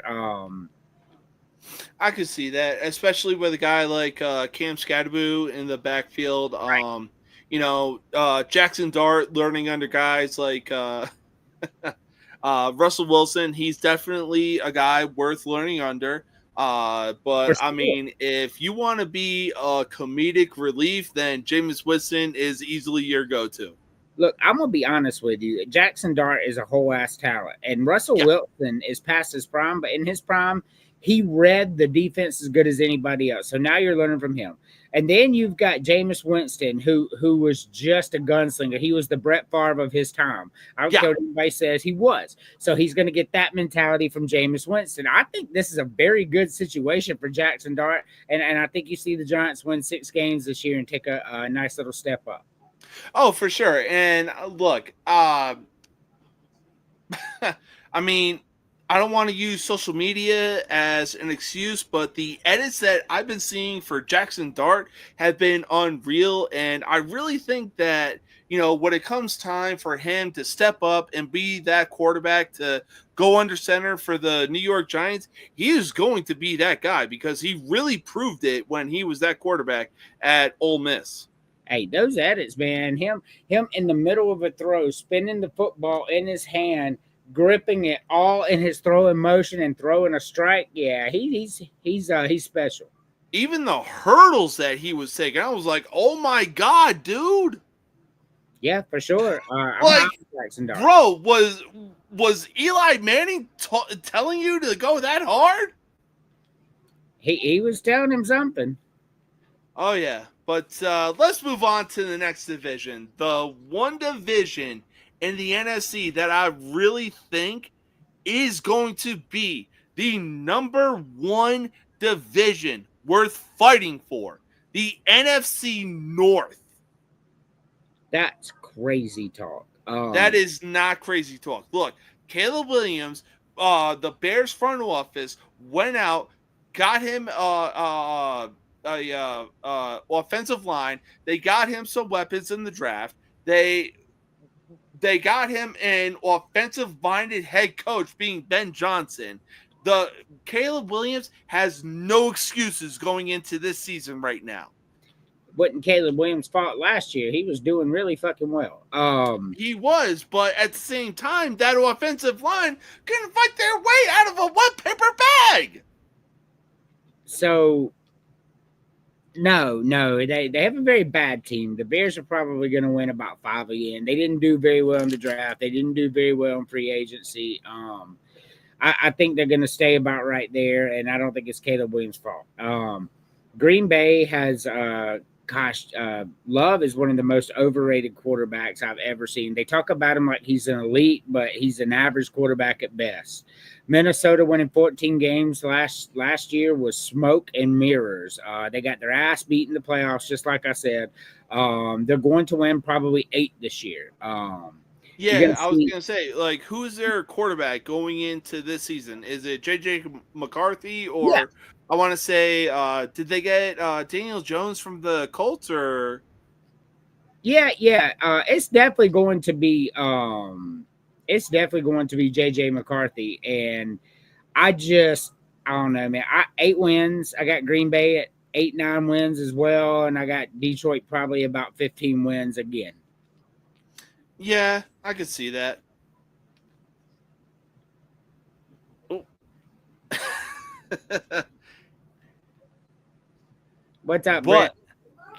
Let's move on to a division that you and I are going to disagree about. The NFC South. Week 1, the Tampa Bay Buccaneers versus the Atlanta Falcons. Now, look over there. He went in there and washed his hands. Now, look, I'll say this much. I will say this. This is going to be a good game. However, this game in particular, despite the fact that it is week 1, will be the deciding factor who wins the NFC South. So before we discuss that, honey. Yeah. So AC came here a minute ago. I'm still awake.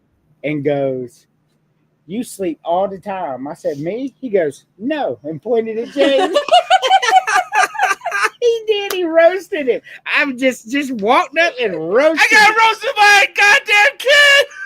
4 years old. He said, "You sleep all the time." I was dying. Even he was trying to wake you up that night. Go back to Salem. Love you, girl. Oh my God! Yes, yes. Come here. He's talking to you. And that was funny. He roasted the hell out of you. Go back to Salem, girl. But I love you. God damn it. I wish. It's too hot here. That's right. You know what? That's true. And I guarantee you it is cooler up in Salem. Well, yes. If y'all want, we can all meet up in Salem next year. Oh, let's fucking do it. I'll talk to my wife and we'll get in the next car ride. I'm down with it. That's right. We're taking a plane this time. It was a 24-hour drive, bro. On the way back, we hit New York City. Anyway, the Braves have beaten the Red Sox. Okay. Fuck you, Red Sox! I had to point that out, bro. I love that shit. But yes, so it's definitely going to come down between Tampa Bay and Atlanta. Yes. Atlanta with Kirk Cousins swept Tampa Bay last year. Tampa Bay had the NFL's second easiest schedule. That was a fact. So, they ended up, and Atlanta had the third hardest, which is why you saw the flip toward the second half of the year because our schedule got harder. Tampa Bay's got easier, but we beat them head to head twice. Yes. We were the better team. This year, our schedule lightens up and theirs toughens up. Like Tampa Bay plays some dogs this year, bro. Yes, sir. I think Atlanta. I mean, Atlanta's a good team. Then they play the Texans, and then they get the Jets, okay? But then they get the Eagles, the Seahawks, the Niners, the Lions. I mean, like, this is who they're playing, the Bills. the Rams, the Falcons again, the Dolphins. I mean, like it's really, really tough schedule for the Bucks, bro. Like that's a hard ass schedule. All those teams I just named, that's 7 games that you are going to be predicted to lose right off the top. Not adding Atlanta in there. And MPJ is going to be. I was more going to say, impactful isn't MPJ going to be your starting quarterback going Yes, into he's the season? QB1. He is Yeah. QB1. He's going to be better than Kirk Cousins was. No, for sure. I think Atlanta wins this division. I think Tampa Bay goes 8-9. Just too many hard games in there. And that's not a knock on Tampa Bay or Baker Mayfield or nothing, but we just said the Bills, the Lions, the Niners. I mean, like, geez, man, like just back to back to back. I think Atlanta takes a big step up. They're 8-9 last year. Had Kirk Cousins not fell apart or MPJ started, we win 12 games because we did beat the Bucks twice. I think Atlanta wins. I think Carolina's dangerous. I think Carolina could win 9 games as well.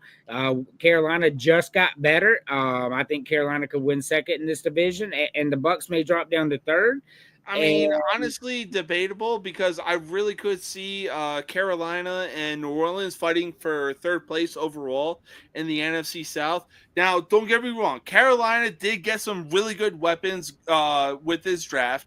And last year, we really saw Bryce Young take some confident steps towards the end of the season. But right now, I'm still iffy about Bryce Young. So I think Bryce Young is let's put this down. Bryce Young is great. He was good. Yeah. They benched him, and then they brought in some veterans, and then they're like, holy shit, he's not the problem. He was actually winning us. No, Bryce Young is that good. Yeah. I think the Saints are going to start Spencer Rattler, and I think he's going to make them instantly better. He was better than Derek Carr all year. I guess since they were paying Derek Carr all that money that they just felt obligated to start him, but Spencer Rattler was doing better. I think the quarterback position gets a huge upgrade for the Saints. However, the Saints are a bad football team, bro, and they did nothing in the offseason to convince me they're going to win more than 6 games. Nothing. Facts. Like that was my thing. Because like I was going to this restaurant next door, and I'm like, well, you know what? The Saints got Tyler Shove. Yes. From Louisiana or Louisville. And you know they got Derek Carr retired. Derek Carr retired, right. And now they got Spencer Rattler, who does have some experience going into this season. So it's really all about like who the Saints call up. Do they call up Spencer Rattler or do they call up Tyler from Louisville? Yes, I love it. Thank you, Spencer Rattler. Oh, thank you. Spencer Rattler is 100% starting for the Saints. I want one of those. Spencer Rattler is 100% starting for the Saints. He is the best quarterback in that room, and I think he will be the Saints' future. But do the Saints have enough to compete for the division? Absolutely not. The Saints are going to finish last again. Panthers took a huge step up. The Bucks didn't take a step back. Their schedule just got harder. So, you know, they're not going to be any worse than they were last year. And the Falcons, they have MPJ, so they're going to be at least as good as they were last year. None of that shit bodes well for the Saints. Yeah, no, for real. For the NFC South, I really see it coming down to the Buccaneers and the Falcons competing. And regardless how it goes, each team could be on the outside looking in if they're the NFC South champions or if they get the wild card position. It doesn't matter how it goes. Either way, it's a win-win for both teams. Look, you got Washington out there, Dallas out there, Minnesota out there. Who's going to be Dallas is questionable. Just listen, Green Bay out there. You've got the Cardinals who were real good last year, Seattle who's real good, and the Rams who are real good. The NFC South is not getting a wild card team. So it's either win the division or you're out. Like the teams in the South aren't good enough to snatch a wild card. They're just not. And that includes the Falcons. I'm not like dick sucking the Falcons, man. Like they do some strange shit. They could easily miss the playoffs. What I'm saying is the NFC South is the worst division in football. They are the worst division in football. That includes my Falcons in it, but these are facts. if you look top to bottom, is there a worse division in football than the Falcons, the Bucks, the Panthers, and the Saints? There is not. This is the worst division in football, so it's either win the division or you're Cancun vacationing in Cancun. I mean, we shall see what happens with the NFC South. But you mentioned the Arizona Cardinals. Let's go to the NFC West and see what the teams out there have to offer. So what we're going to see in the NFC West. Yeah. So what's crazy to me is how the Rams and Seahawks had a tying record of 10-7, yet the Rams got into the playoffs, but the Seahawks didn't. I would have had more faith in the Seahawks making a playoff run than I would the fucking Rams. Well, they had identical records. No team had a wild card in there, and the Rams won the season series over the Seahawks. So that's just the way it goes. That's some straight up bullshit, if you ask me. But what we're going to see is a 6-11 team called the San Francisco 49ers turn that completely around and win 12-13 games. The injury bug will not hit them that hard this year. Whoa! Especially with Brock Purdy getting that kind of contract? Yeah. San Francisco is that team, bro. That is crazy talk. Hey, look. Brandon Ayuk is looking, like I said, for a contract. Deebo Samuel, I believe, went to the Washington Redskins. CMC is injury prone. Who the hell are they going to bring up? All right, so here's the deal. It's a good deal. I will bet you a beer that the San Francisco 49ers, it's what? A tall boy.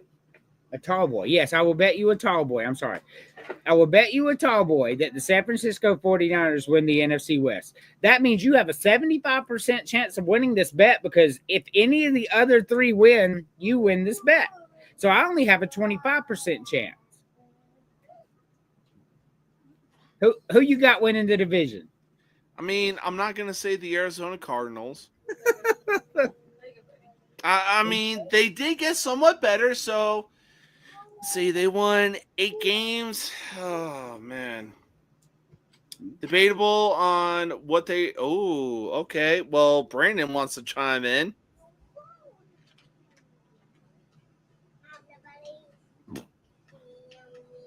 That's crazy talk. I don't know. You know what? Actually, I'm going to do some crazy talk. I think it really comes down to the Seattle Seahawks and the Arizona Cardinals. It's going to come down to the Rams and the 49ers to me. No, it won't. I think the 49ers are going to win it, bro. I mean, the 49ers, I don't know. Give me the 49ers in first, the Rams in second, Seattle in third, and Arizona at the bottom. No, I mean, the Niners Super Bowl window has fucking closed. Yeah, for sure. Man, Sam Darnold is a fucking joke, bro. Like, why are we still? He led the Vikings to 14 wins, though. Why are we still? And yet the Vikings are going to take a step back without him. Why are we talking about the super villain from The Incredibles here? Come on, like this guy. I told y'all what he was. I told y'all this was smoke and mirrors. He gets to the playoffs and does what Sam Darnold does. Ass. No. No. So the Vikings take a step back without him. So the Vikings take a step back because what they did last year was bullshit.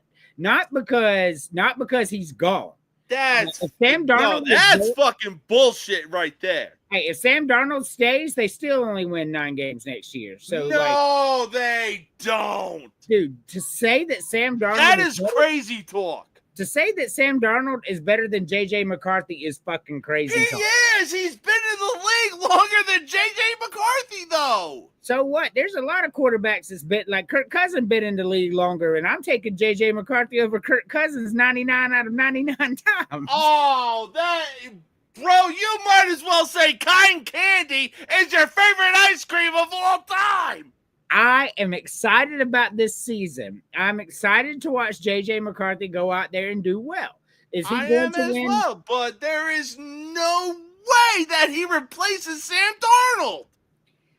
I mean, we'll see. I mean, Facts.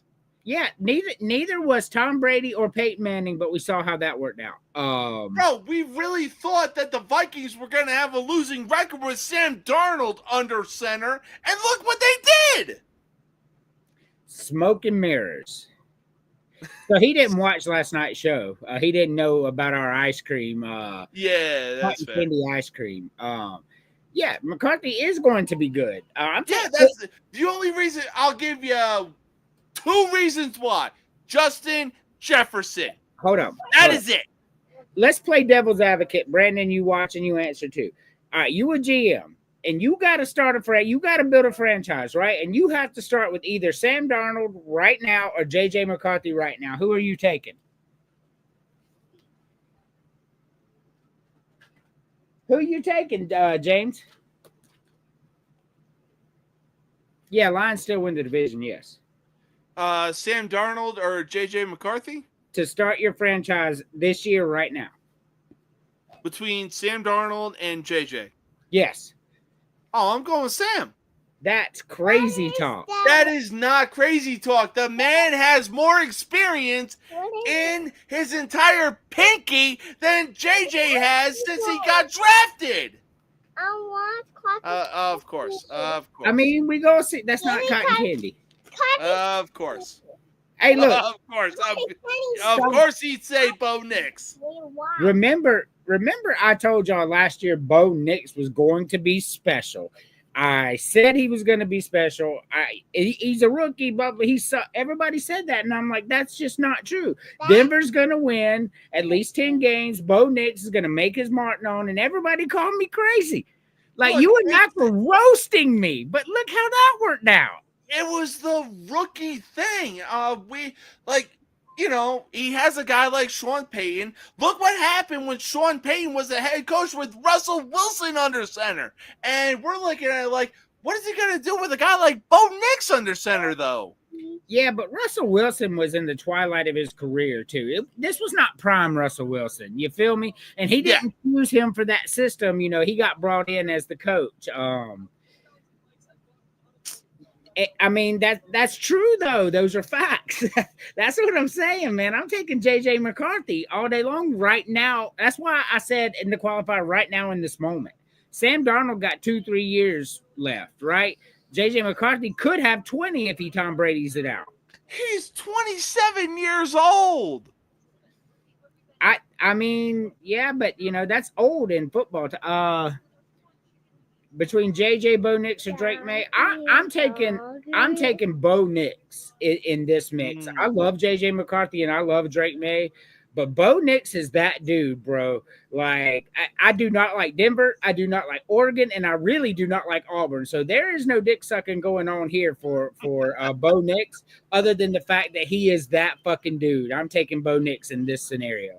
I mean, look, I was going to say, for me, it is a tie between Bo Nix and Drake May, and I'm not including Drake May just because my wife is a New England Patriots fan, but if I had to go between the two, look, Drake May really showed some promise, and the Patriots really didn't have a O-line going in to last season.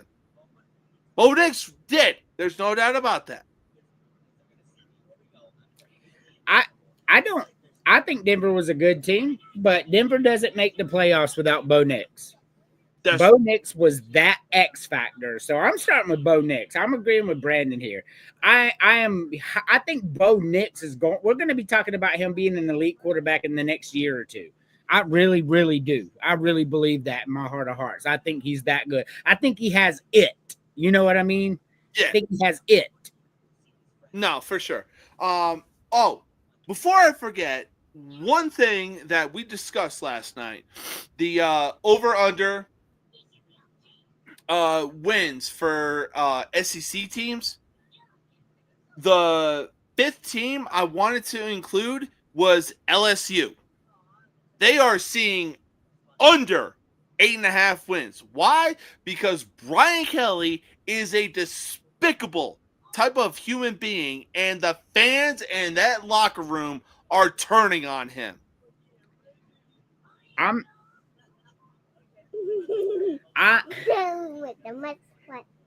LSU had to have the refs cheat to beat South Carolina. Otherwise, we go up by 21 on them, and it's a moot point, right? Yeah. And then LSU really had some head scratching moments, even though they have all that talent. But I will not speak on his person because that's how you know how I feel about Brian Kelly. But as a coach, this guy is fucking fraud. He is Jimbo Fisher 2.0. Yes. So I would not be surprised to see LSU only win 8 games. However, I would have to see their schedule before I can make that determination because they may make out like a bandit and avoid everybody good this year. I don't know. Yeah. Uh-oh.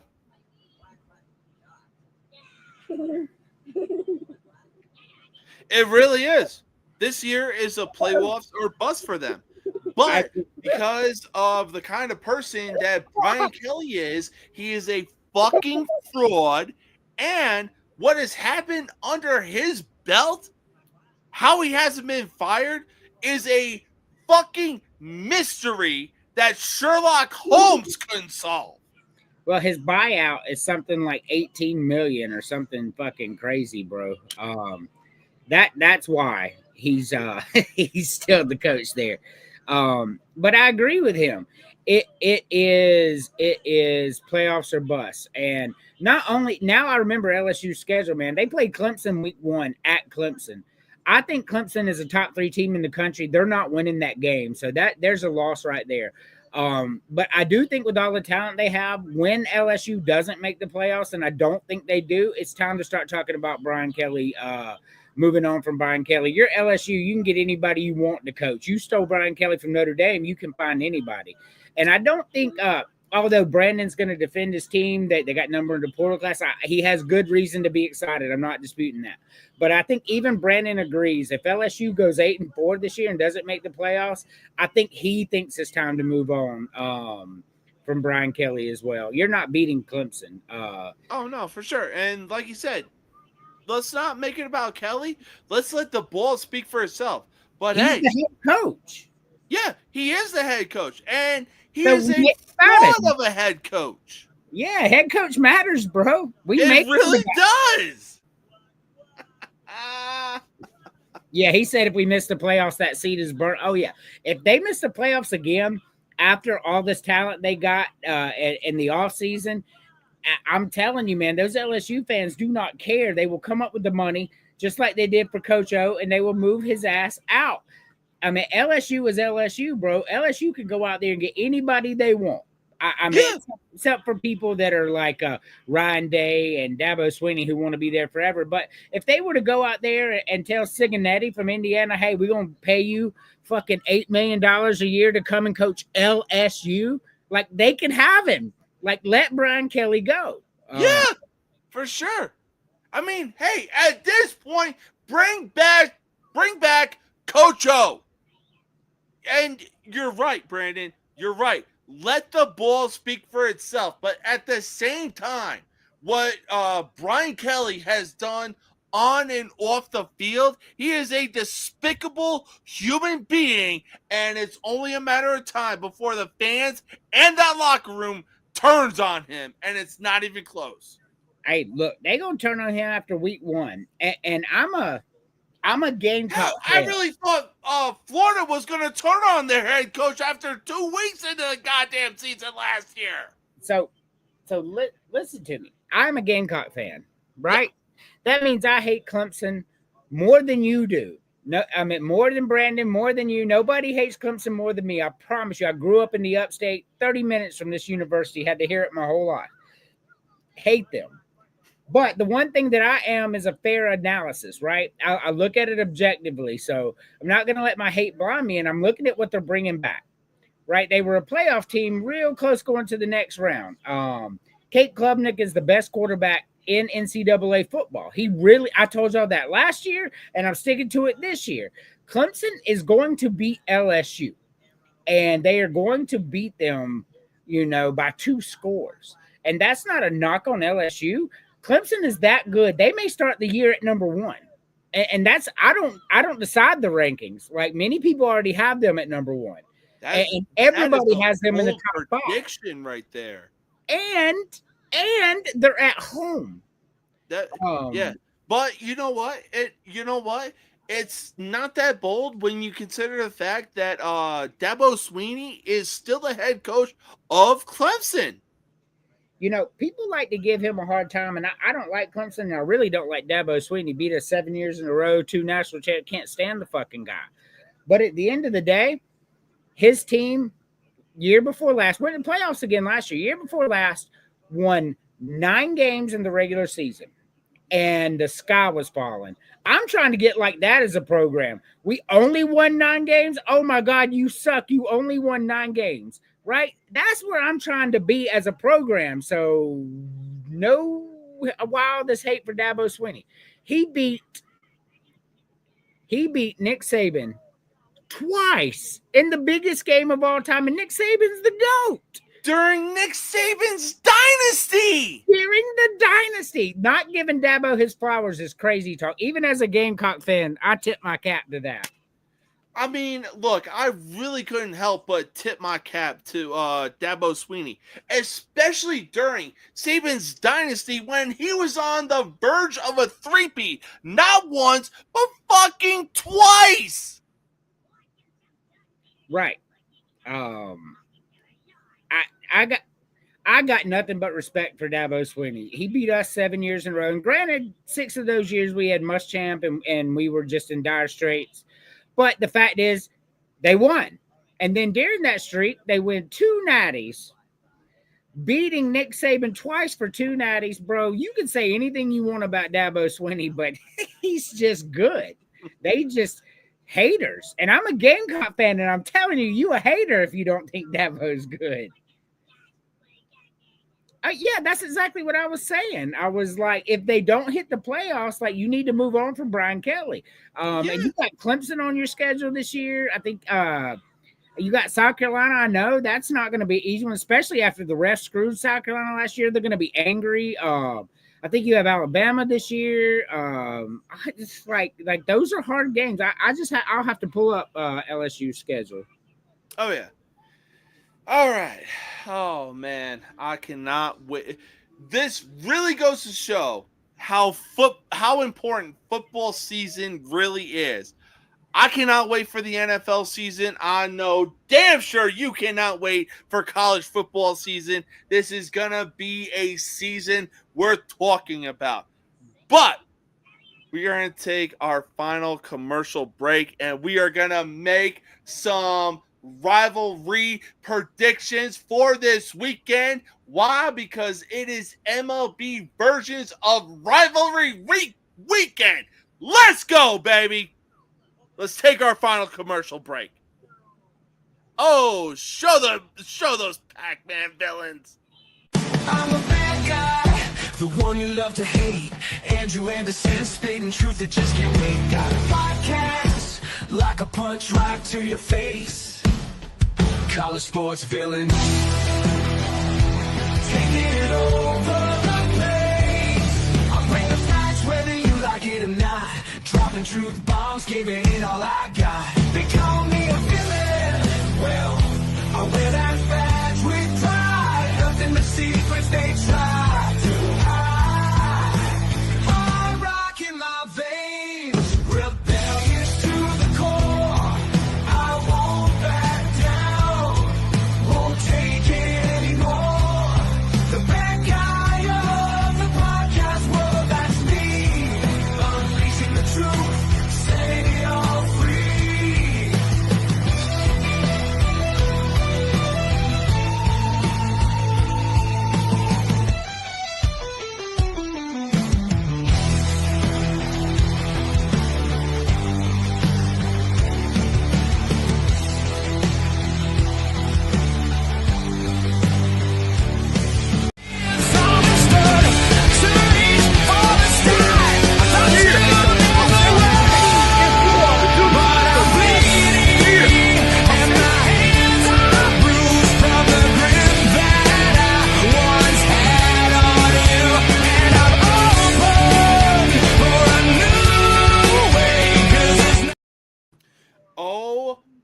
God.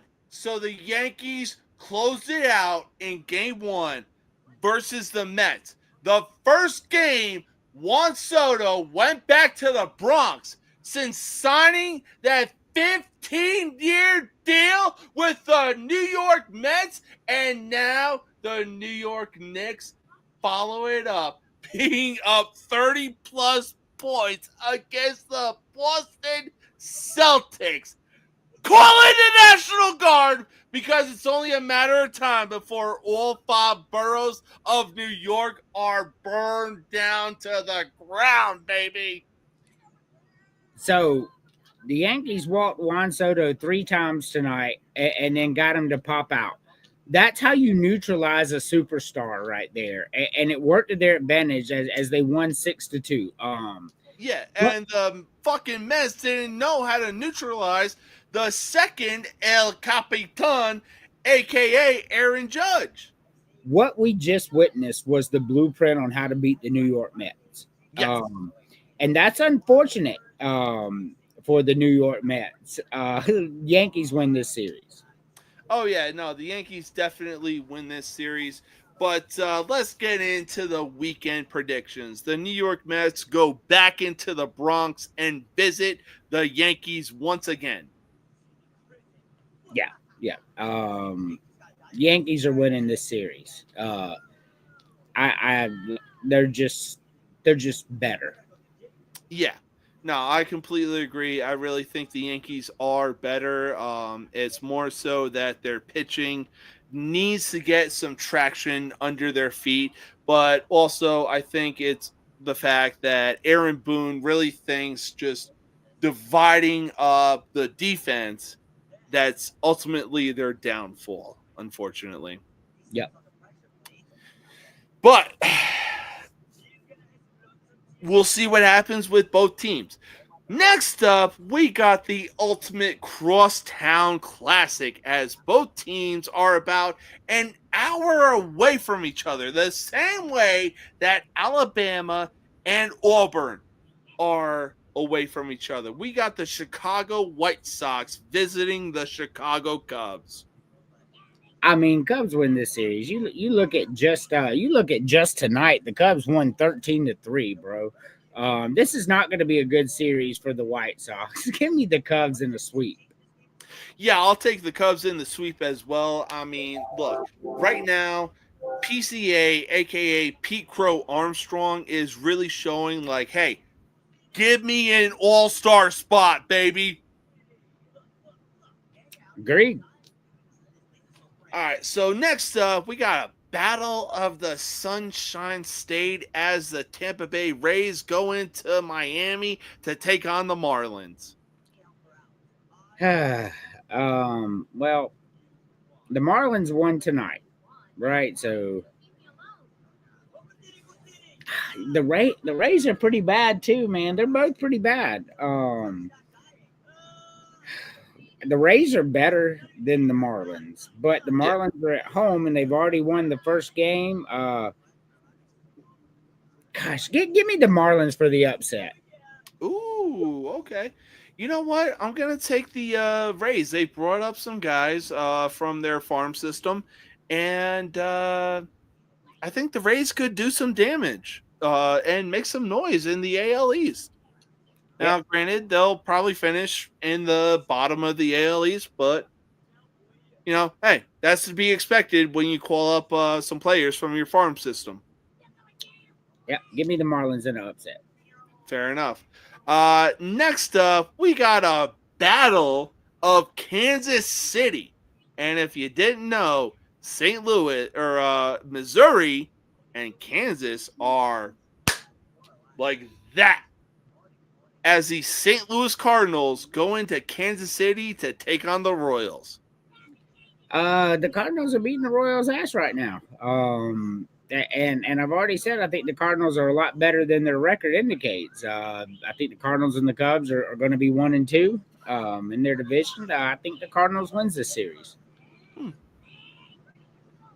You know what?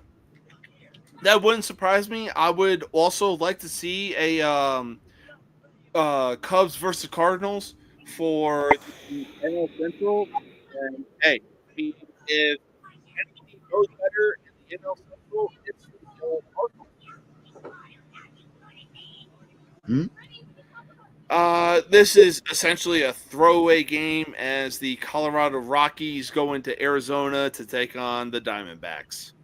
Yeah, never bet on the Rockies. Give me the Diamondbacks.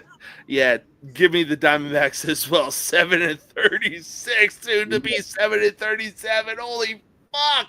Yes, yeah, and they're currently already losing 2-0. Oh my god. But you know what? How this is a rivalry game kind of intrigues me, as we got the Seattle Mariners, who are currently first in the AL West, going to Petco Park to take on the San Diego Padres. Padres are better than the Mariners, and the Padres are at home. Give me Padres to win 2 out of 3. Yeah, I'll take the Padres as well. I mean, Fernando Tatis Jr. is on that level of like, hey, give me the fucking NL MVP. Yeah, for sure. Next game up, we got the AL Central leading Detroit Tigers taking on the Toronto Blue Jays. Blue Jays are a good team, but the Tigers are record wise best team in baseball. And I actually said they were going to beat the Indians for the division, and I'm going to stick with what I said. Give me the Tigers to win the series. You know what? I'll stick with the Tigers as well. Next game up, we got the Washington Nationals from Washington, D.C. going into Baltimore, which is essentially about a 2.5 hour drive to take on the Baltimore Orioles. Man, they're both bad right now. The Orioles are at home. I don't know, man. Orioles are a better team than the Nats, and they're at home. So I guess give me the Orioles.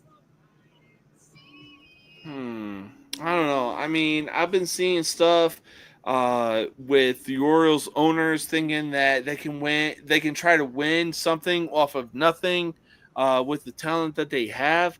And don't get me wrong, they really do have a good talented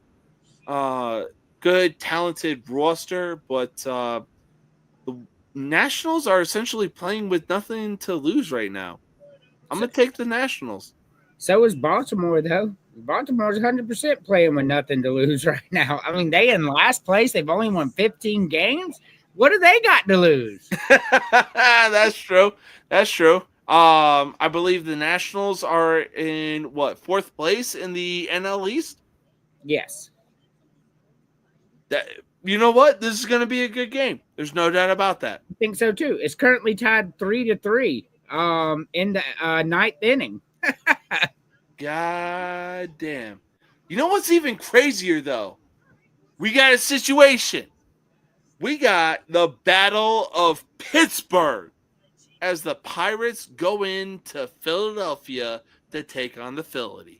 The poop game they call it. Yeah. They had to really update the scoreboard on television so it wouldn't say that. They did. Philadelphia is 25-18. The Pirates are 15-29. Nothing about this tells me the Pirates can win this series. Other than the fact that they are currently beating the Phillies 3-1, but there's still 3 innings of baseball left. So give me the Phillies at least 2 out of 3. Yeah, I was going to say, I mean, if they got Paul Skeens pitching every single game out of this series, I would take the Pirates, but yeah, I'm definitely going to take the Phillies 2 out of 3. Yeah, same. All right, but next up, we got a Battle of Ohio as the Cleveland Indians go into Cincinnati to take on the Reds. So the Reds beat the Indians today, bro. And with that being said, the Indians are just falling apart. I mean, not terribly. I mean, they still, they won 24 games or something. They're really good, but losing to the Reds today is kind of worrisome. However, God, that's a hard one because to me, I mean, for me, the Indians are so good, and the Reds are so good when they want to be, but they're so mid every other time. Give me the Indians 2 out of 3 to win the next 2. Oh, that's a bold prediction. I want to say the Reds mostly because of Ellie De La Cruz, but you can only rely on a single player for so long.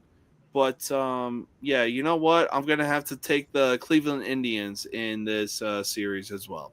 Yeah. All right, but next up, we got a battle of Texas as the Houston Astros go into Arlington to take on the Texas Rangers. The Astros.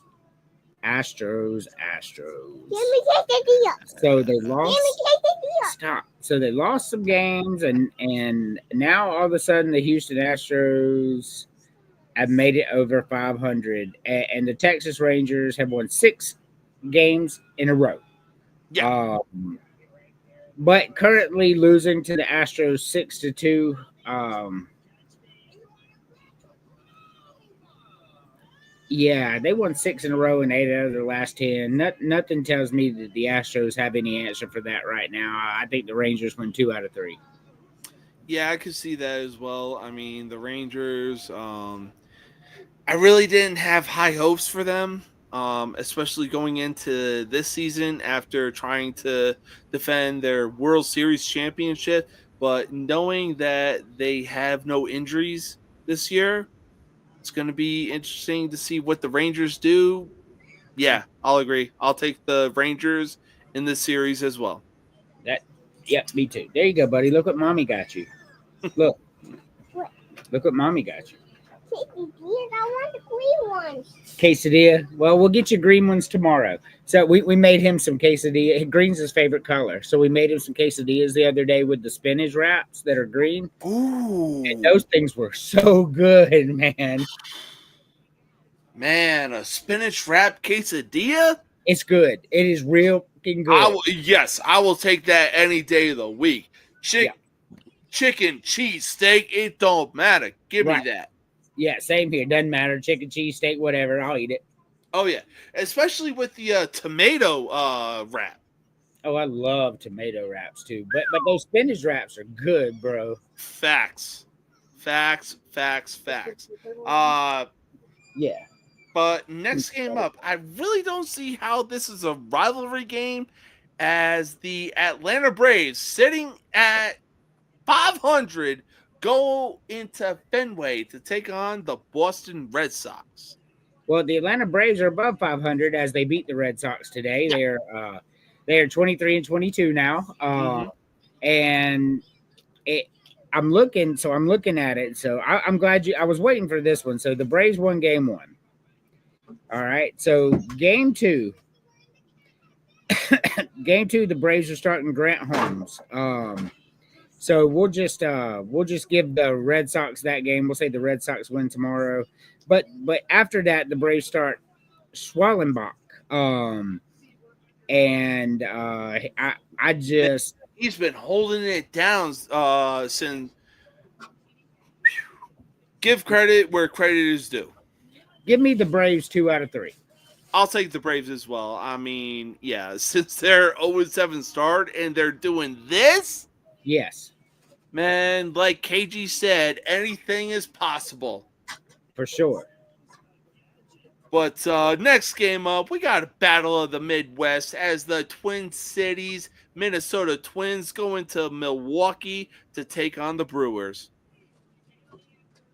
Yeah, so the team I'm disappointed, the two teams I'm disappointed the most in are the Twins and the Brewers. Like, I am just disappointed with both of these teams. I thought Minnesota's 24-20. Don't get me wrong. They're not out of it, but they're not as good as I thought. And then you got then you got the Brewers, who I thought could compete for the division, just absolutely getting decimated out there. Gosh, man, I think the Twins are playing better than the Brewers right now. Give me the Twins to win 2 out of 3. I'll take the Twins as well. I mean, I really don't. I still don't believe in the Brewers, especially after their 20-9 loss against the Yankees, and the Yankees had what was it, 9 home runs in that game. Yep. Yeah, no, I have no belief in the Brewers whatsoever this season. None. Yeah, but these next 2 games are going to be interesting as the Oakland Athletics go into Oracle Park, a stadium I really want to go to, as they take on the San Francisco Giants. Give me the Giants and maybe a sweep. Yeah, I'll take that as well. Yeah. I mean, look, yes, they have a 40-45 Justin Verlander as part of their pitching rotation. But man, Young-Hoo Lee, that dude is doing damage. For sure. 100%. Yeah, so I'll take the Giants. And you know what? In a sweep. Yeah, I agree. And last but not least, we got the Los Angeles Angels of Anaheim. I don't know. Do you, Angels? Do you? As they go into LA to take on the Dodgers. So I'll be real honest with you. I don't have any high hopes of Angels winning one of these games. Clayton Kershaw's on tomorrow, and Gonsolin, who has a sub-3 ERA as well as the starter, goes the next day. I give me the Dodgers in a sweep. You know what? Yeah, I'll take the Dodgers in a sweep as well. Yeah. Yeah. But, I mean, look, this weekend is going to be absolutely crazy. I really thought that Friday or tonight was actually going to be crazy. Why? Because the Knicks are currently up 32 points on the Boston Celtics. They are. Oh, my God. It's over. It really is. You know what? Let me check in on the Florida Panthers and oh, fuck. All right. Well, looks like Toronto forced the Game 7. And, yeah.